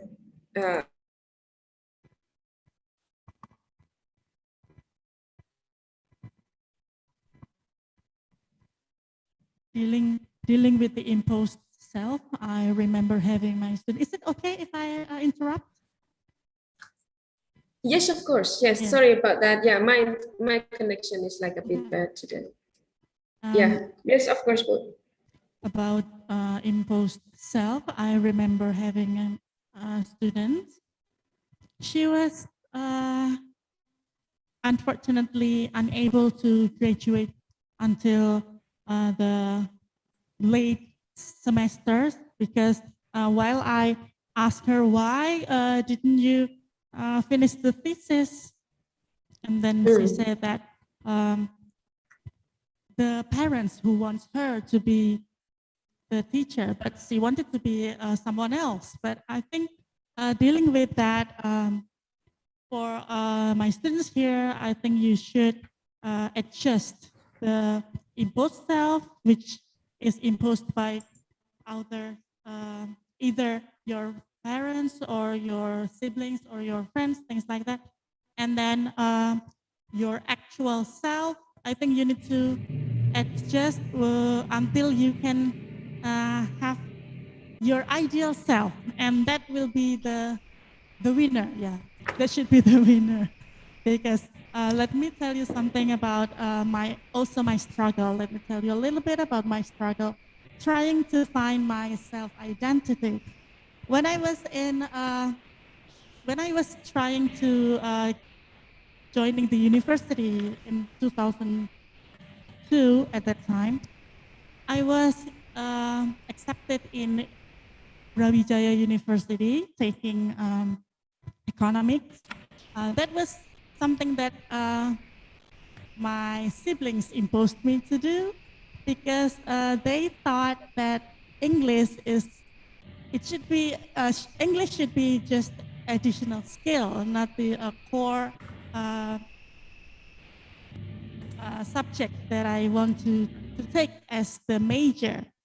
But that took me a while. It took me a year to decide my ideal self. I was in the next. That was year. I joined this major in a year before I joined another UMPTN. Yeah, it was named UMPTN. The next year, I joined the UMPTN and I chose English. Finally, things like that. So it needs time to shape our identity, and Alhamdulillah, the hope of my parents that imposed me to be a teacher, to be an English teacher, intersect with my self-identity. Therefore, I'm happy to be here. Yes, that's the sharing. Thank you. Yeah, okay, that was really nice, because sometimes, yeah, if we are lucky enough to have our parents' expectation to meet and to be in line with what we want, it's going to be easier because we will get the support from them. It becomes a challenge, yeah, it will become a challenge if what happens was the opposite of it. What they want and what we want are different. So yeah, okay. Just a little bit more like closing for this presentation. Okay, so as a student, as a learner of English, as a language learner, you must be able to make choices, because when you make choices, it will determine your future. What you make choices now, if you make choices now, your motivation, it will shape you in the future. Maybe you will not see the result of it in a year or two, but in the long run, like maybe 5 or 10 years, you will see that when you do the actual thing, concrete steps, to achieve your goals, to achieve your ideal self, you will see that it's not wasted and it's not wasted efforts. Yeah, so you have to be able to be active and make good choices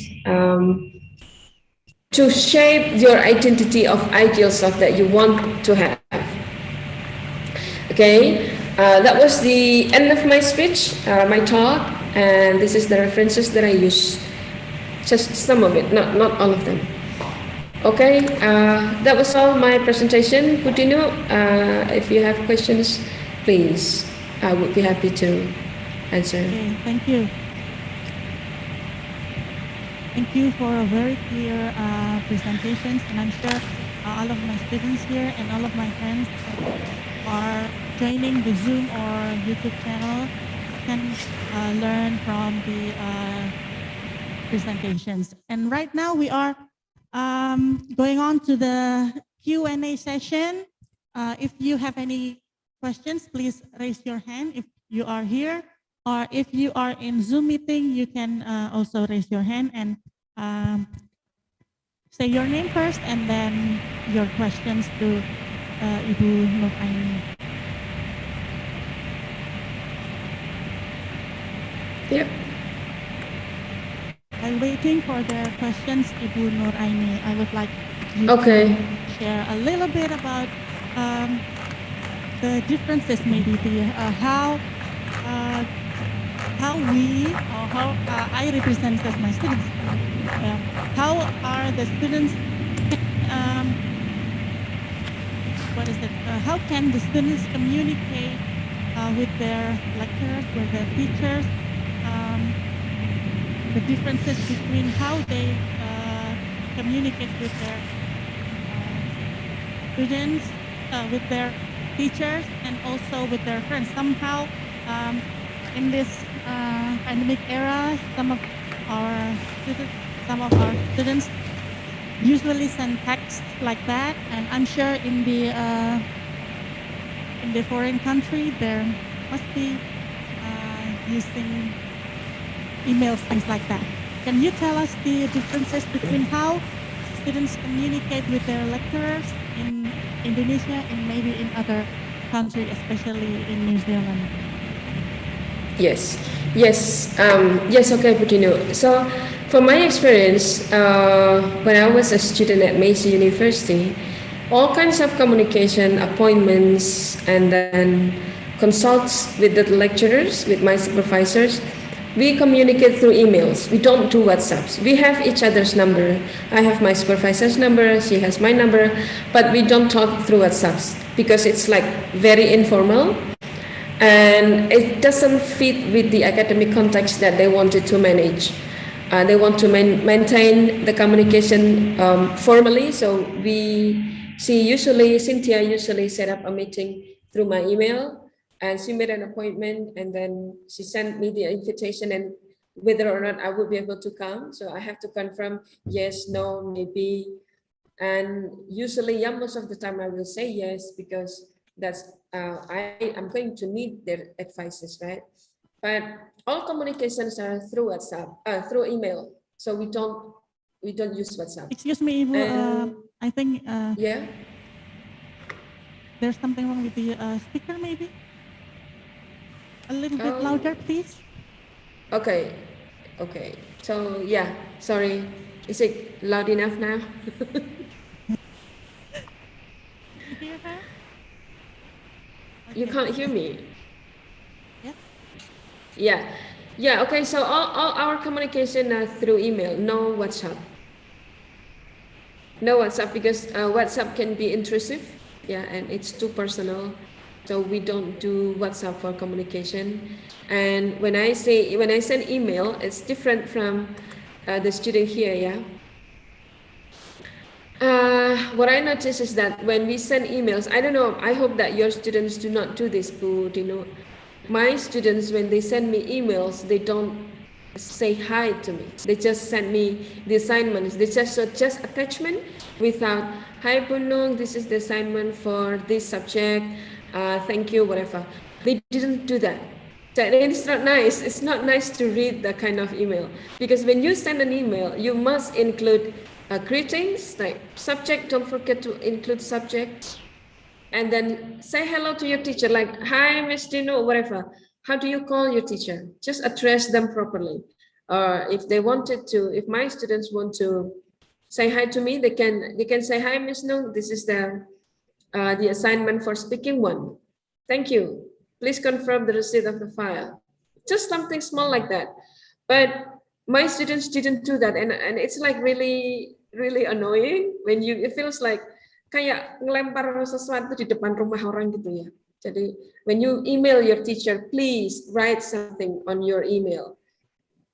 Greet your teacher, say something about it, and say thanks, and then give a signature like who's your name. Kalau mahasiswa saya ngirim email biasanya kayak gitu Bu, and it's like really rude. Some of my students, kalau yang sudah diajarin ya mereka bisa membaik gitu ya, tapi yang mungkin tidak terbiasa dengan komunikasi lewat email, jadi ngirim tugasnya nanti biasanya dikirim lewat email gitu. Yang dikirim tugasnya aja, attachment aja, subjek aja nggak ditulis, email nggak salamnya, salutation ke gurunya nggak ditulis. Iya, salam nggak ada, nggak kasih info dia siapa gitu, nggak tahu namanya aja di alamat emailnya gadis cantik 1212 kayak gitu kan, I don't have idea. Yes, that's the common thing that we find here also, Ibu. So in the beginning of the semester, that's why I always ask them to, for instance, making the emails or the official emails that I would like to say, so that it consists of their first name, second name, things like that. It should be clear at the first meeting, because sometimes they just find like cutie@gmail.com, things like that, and we get confused when we would like to input the grade, right? And then things like that should be communicated first before they join the Google Classroom, and then of course sending the emails, things like that. That's also the case in here, Ibu. Okay, yeah, so apparently that is that's the difference between what we have here and what I did in New Zealand, because my supervisor would expect me that I knew how to send email, right? Because I'm a doctoral student. It would be very rude of me to send emails without salutation or without mentioning my name, although they have my contact already.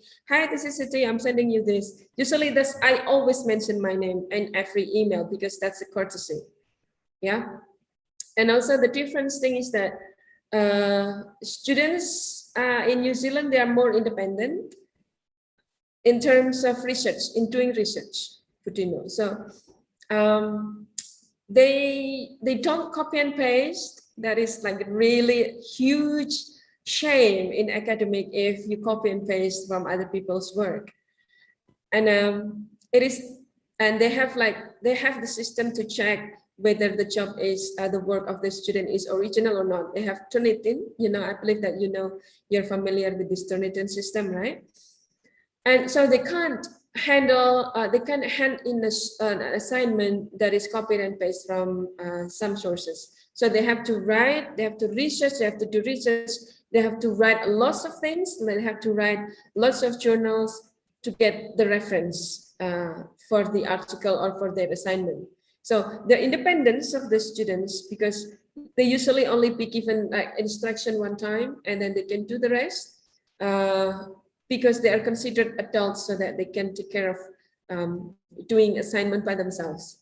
But student here, sometimes you have to provide with the materials. Okay, so here's the book, here's the material, and then they still copy and paste. So this is not really okay, but it happens, and I'm trying to reduce that by tolerating only like 15% of plagiarism level on my Turnitin, so that they can reduce it, and they have to paraphrase that. What about the maximum of the similarities? For my students, because it's like postgraduate students, so I only allow them 10%, not more than that. Yeah, only 10%. And if it's more than 10%, I return it to them. Fix it first. What about the undergraduate? Undergraduate, I think they are 20%. 20% for the whole thesis, not for just for the proposal, but for the whole thesis, they are only allowed 20%. Yeah. Very great. Okay.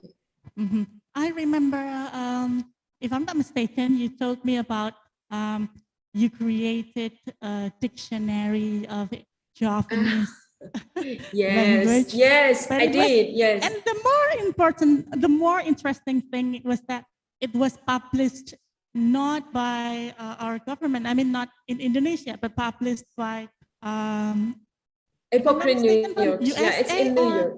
USA. Yeah, it's in New York. Yes. Yeah, New York. Yeah. Tell me about that. It's very interesting for me.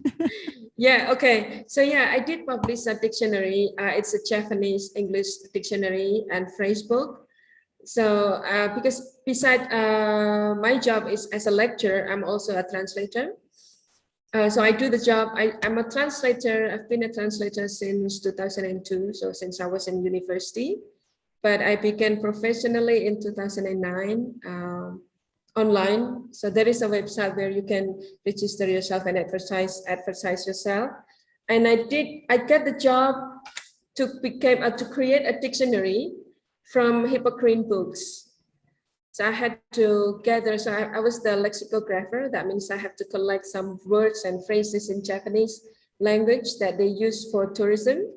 And then I have to translate that. So I had to interview some people from Central Java here, and then in Solo area, and then in Yogyakarta area, that the common phrases they use for tourism, like how do you go here, like the phrases, kalau mau kesini lewat mana, lewat di, kayak gitu. So those kind of like common phrases, and then I had to translate that, and then the agency published the book. Like, so the publisher was from New York. It's called Hippocrene. And it's been sold in Amazon. It's still being sold in Amazon, and it was like one of my it's one of my proudest creation. Amazing. Yeah. That was amazing. Yeah. Thank you. Okay. Do you sell that in like our bookstores here in Indonesia? No, I don't sell it because so there is two kinds of contracts that you can get from the publisher, right? It's by royalty and by buyout. Royalty is that you get like maybe 15% of every sales, but mine was a buyout. So they bought my copyright and they give me like lots of money for that. And then that's it. I didn't get any more money from the selling. I see. So we cannot find it here. We should you can buy it from Amazon. Yeah. Yes, you can buy it from Amazon or Book Depository. It's like about, the price is, I think it's about $25 or $34. It's not very expensive though. I see. Yeah. I see. Okay, students, do you have any questions?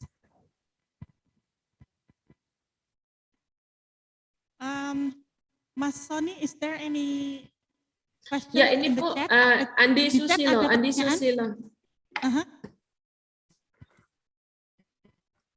Ada yang mau Andi Susilo is raising, ya. Andi Susilo is raising his hand. Oh ya, Pak Andi. Pak Andi is my friend. He is one of the lecturers here. One of the lecturers. He is now pursuing his doctoral degree in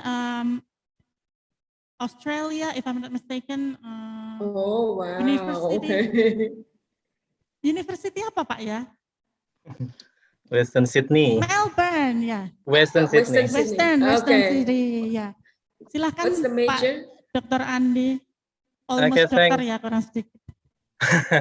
Thanks for your pay. Nice to meet you, Bu Dinu, Bu Siti, on the virtual screen. Yes. Let me brief on my concerns. Thanks for your presentation. I followed a part of your presentations. Sorry for maybe missing some part. So I'm questioning about the one that I don't get on your presentation here, related with the impact or the implication of understanding the student's identity. The first, what is the implication for the students to understand their own identity as self, and then as imposed, and the public as self, and that for the teachers as well. What the implication for the teachers related to understanding their future students, because the students will become teachers in the next 2, 3, or 4 years. So what should they do to help the students understand their future, their future students' identity? That's the first point. And the second one, related to the public self. This is very interesting topic. Thanks for sharing your expertise here. We know that the world is more globalized. Yeah, we frequently meet the people, on the screen or face to face, more often than some years before. So how the global community impact on our identity then? Yeah, this is two of my questions. Thank you. Okay, thank you, Pak Andi. Okay. How are you doing over there, Pak Andi? Thank Di you, sana Pak Andi. musim apa, Pak Andi? Mau panas, Bu. Mau panas. Mau panas. Ya, mau musim summer. panas. Masih ini Autumn. masih enak-enaknya ini. How Yeah. about it? Best season is autumn and Yeah, spring. yeah. The best season. Silakan Ibu. Yeah, okay. Thank you, Pandi, for the questions. It's really good questions. So the implication of understanding identity for the students is that, first of all, before we reach to that understanding, there are things that shape the identity. So one of them is agency. Agency is the ability to make choices, right? And that choices will reflect or will affect the identity for the future self. So if a student understand their future self or their ideal self, that's what they wanted to be. So they will have the agency, they will have to create the agency, or they will have to do the agency to make these choices. So they cannot just like simply understanding their identity in their ideal self is not enough. They have to do something, and to do something, they requires agency. They have to make decisions, they have to make choices. And if they decide on something, that means they are exercising their agency. So a student, for example, here, Mr. Andy yourself, you yourself, you go to Australia, you agree on that choices, you agree on your future self. Probably you already imagine as being a doctor, you will have bigger opportunity as a lecturer. You can do more research, you can have, you can get grants, probably, and then also being a doctor itself is a like very advantageous position or title. But in doing so, to be able to do that, you need to make choices, right? And your choices was influenced by people around you. At the moment, probably your supervisor is the most influential people in your journey, in your trajectory. And when you make choices, okay, my supervisor wanted me to submit this chapter by this weekend. That's what they want. What you want, what you choose, what you do to meet their expectation is your decision, right? You can choose whether you want to fulfill their expectation or you can ignore it. But being a responsible person, being a responsible student, I assume you would choose to meet their expectation, and then you will submit the chapter this weekend. So your agency is influenced by your supervisor. The way you make choices is influenced by your supervisor because of your, and you have the obligation to meet the expectation of your supervisor. So your identity in the future, maybe a year or so from now, is defined by the choices that you made today. And if you understand your future self, your ideal self, you need to also to understand that there are steps to go there. You can't suddenly hope that being a doctor suddenly, okay, voila, this is me as a doctor, without doing those things. Because that means if you understand the ideal self in the future, that means you need to sit down in front of your laptop and then type out the words that becomes a part of your research. You have to finish the dissertation, and you have to do the consult, you have to do the revision, you have to read, long reads, a lot of reading to have like good references. These are the things that a student, like the rest of the students here, also have to do. If they wanted to be an English teacher in the future, when they graduate a year or so from now, they have to do those things. And those things, they chose to do it. If they choose not to do it, that means they're not exercising their agency, or they still exercise their agency, but the outcome may be not in line with the expectation from the teacher. So it is important that the student understand their ideal self in the future, what they want it to be, and how to achieve the goal. Because when a student like they understand, okay, they wanted to be a translator. One of the students messaged me privately that they wanted to be a translator. How to make it true, how to become a translator. First of all, they need to practice. They need to read lots of things, and they need to practice translating. That is the thing that they can, they can do. But when they become good at being a translator, that is not enough just being good. They have to learn how to market their skill. They have to learn how to sell their skill. How to do that? They have to go into websites like pros.com or translatorscafe.com. Go there, create a profile, let other people know that they are a translator. So these are the steps that they need to do. So to the person who asked me, is being a translator or teacher is really what I wanted to be? Well, you can decide maybe in a few years. Right now, you still can practice. You can still improve yourself by reading lots of things and practice translating. That is the most important thing to do. You have to practice before you can actually sell your service and make money out of it.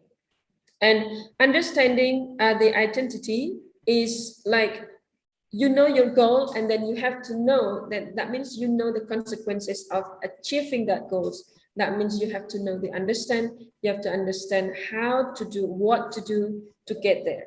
And as for the teachers, if they understand the students' like expectation of them, they will be able to motivate the student properly.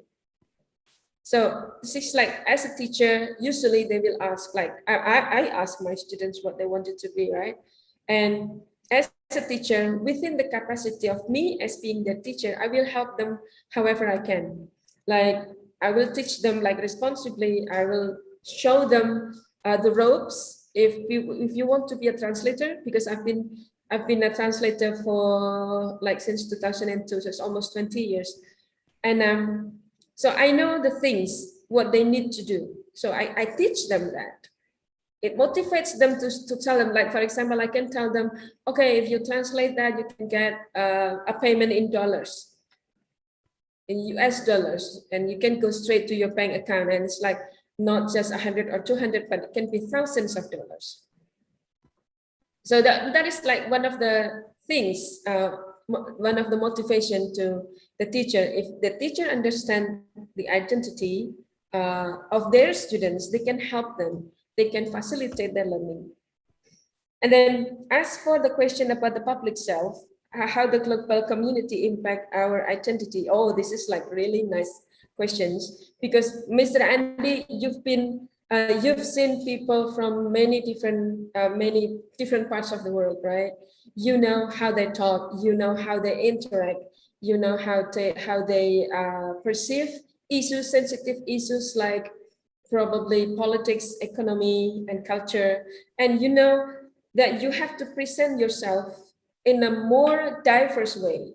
Like, for example, the way I present myself here and the way I present myself when I was in New Zealand was different, because their society is more open. Their society is more accepting to the differences that we have. And a public self, when you are exposed to people from different cultures, like maybe, I don't know, you've seen people from different countries. They have their own culture, you have your own culture, but somehow you have to get along. And there are some points where a behavior is tolerable, and then some point where your political opinion is acceptable, or your religious belief can be a threat for someone, probably, I don't know. And you have to navigate that, because we can't offend people of a different religion. We can't offend people from different cultural belief. What we believe in as an Indonesian person is that it's not okay to eat pork, for example. But they don't have that belief. They don't have their teaching in the religion, and they can eat pork, they can drink alcohol. But what we believe is that it's not okay to do those things.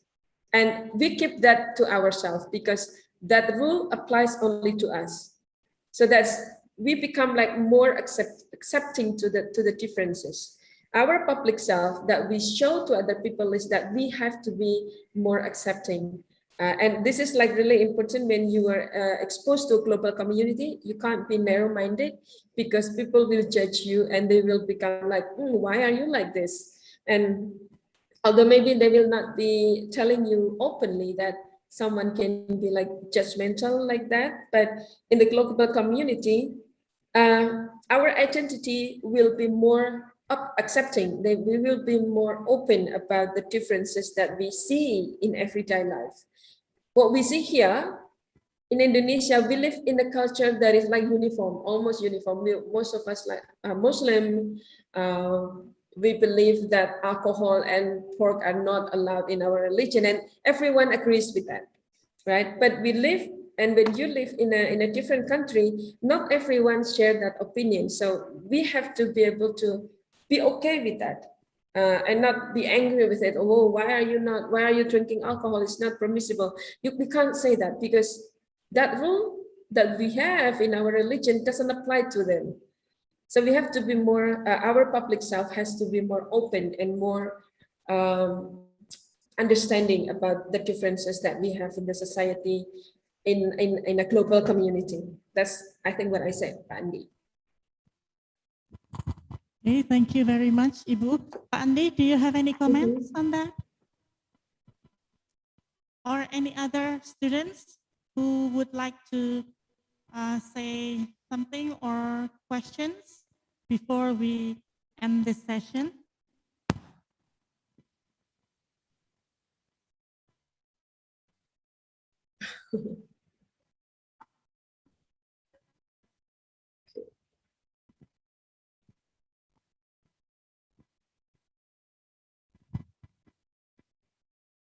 No questions? No raising hands? No. Okay, then. I think we have come to the end of this guest lecture, and to thank you very much for Ibu Nur Aini for being here with us today and deliver such an important topic for everyone here, not only for the students, but also for us lecturers. And for the closing remarks, as we living in the world where everybody is learning, if we are not learning, it seems like we are going backwards. Yeah. So dealing with the your self-identity, try to shape your identity starting from today, thinking what you are going to be in your future. Maybe 5 years from now, you would like to be what kind of person, and then 10 years from now, and so on. Because what you are going to be should be started by what you are doing right now, right? So everything starts from the dream. And if you talk about your self-identity, for instance, I would like to be a lecturer one day. So if you talk about it, it's a dream. And then if you envision it, it's possible. But if you schedule it, and then it's real. Thank you, everyone. Maybe we can see you later in the other guest lecture. Subhanakallahumma wa bihamdika asyhadu an la ilaha illa anta astaghfiruka wa atubu ilaik. Wassalamualaikum warahmatullahi wabarakatuh. Waalaikumsalam warahmatullahi wabarakatuh. Thank you. Thank you, Thank you, Ibu. Budinu. Thank you very much. Yeah. Bye, everyone. Bye.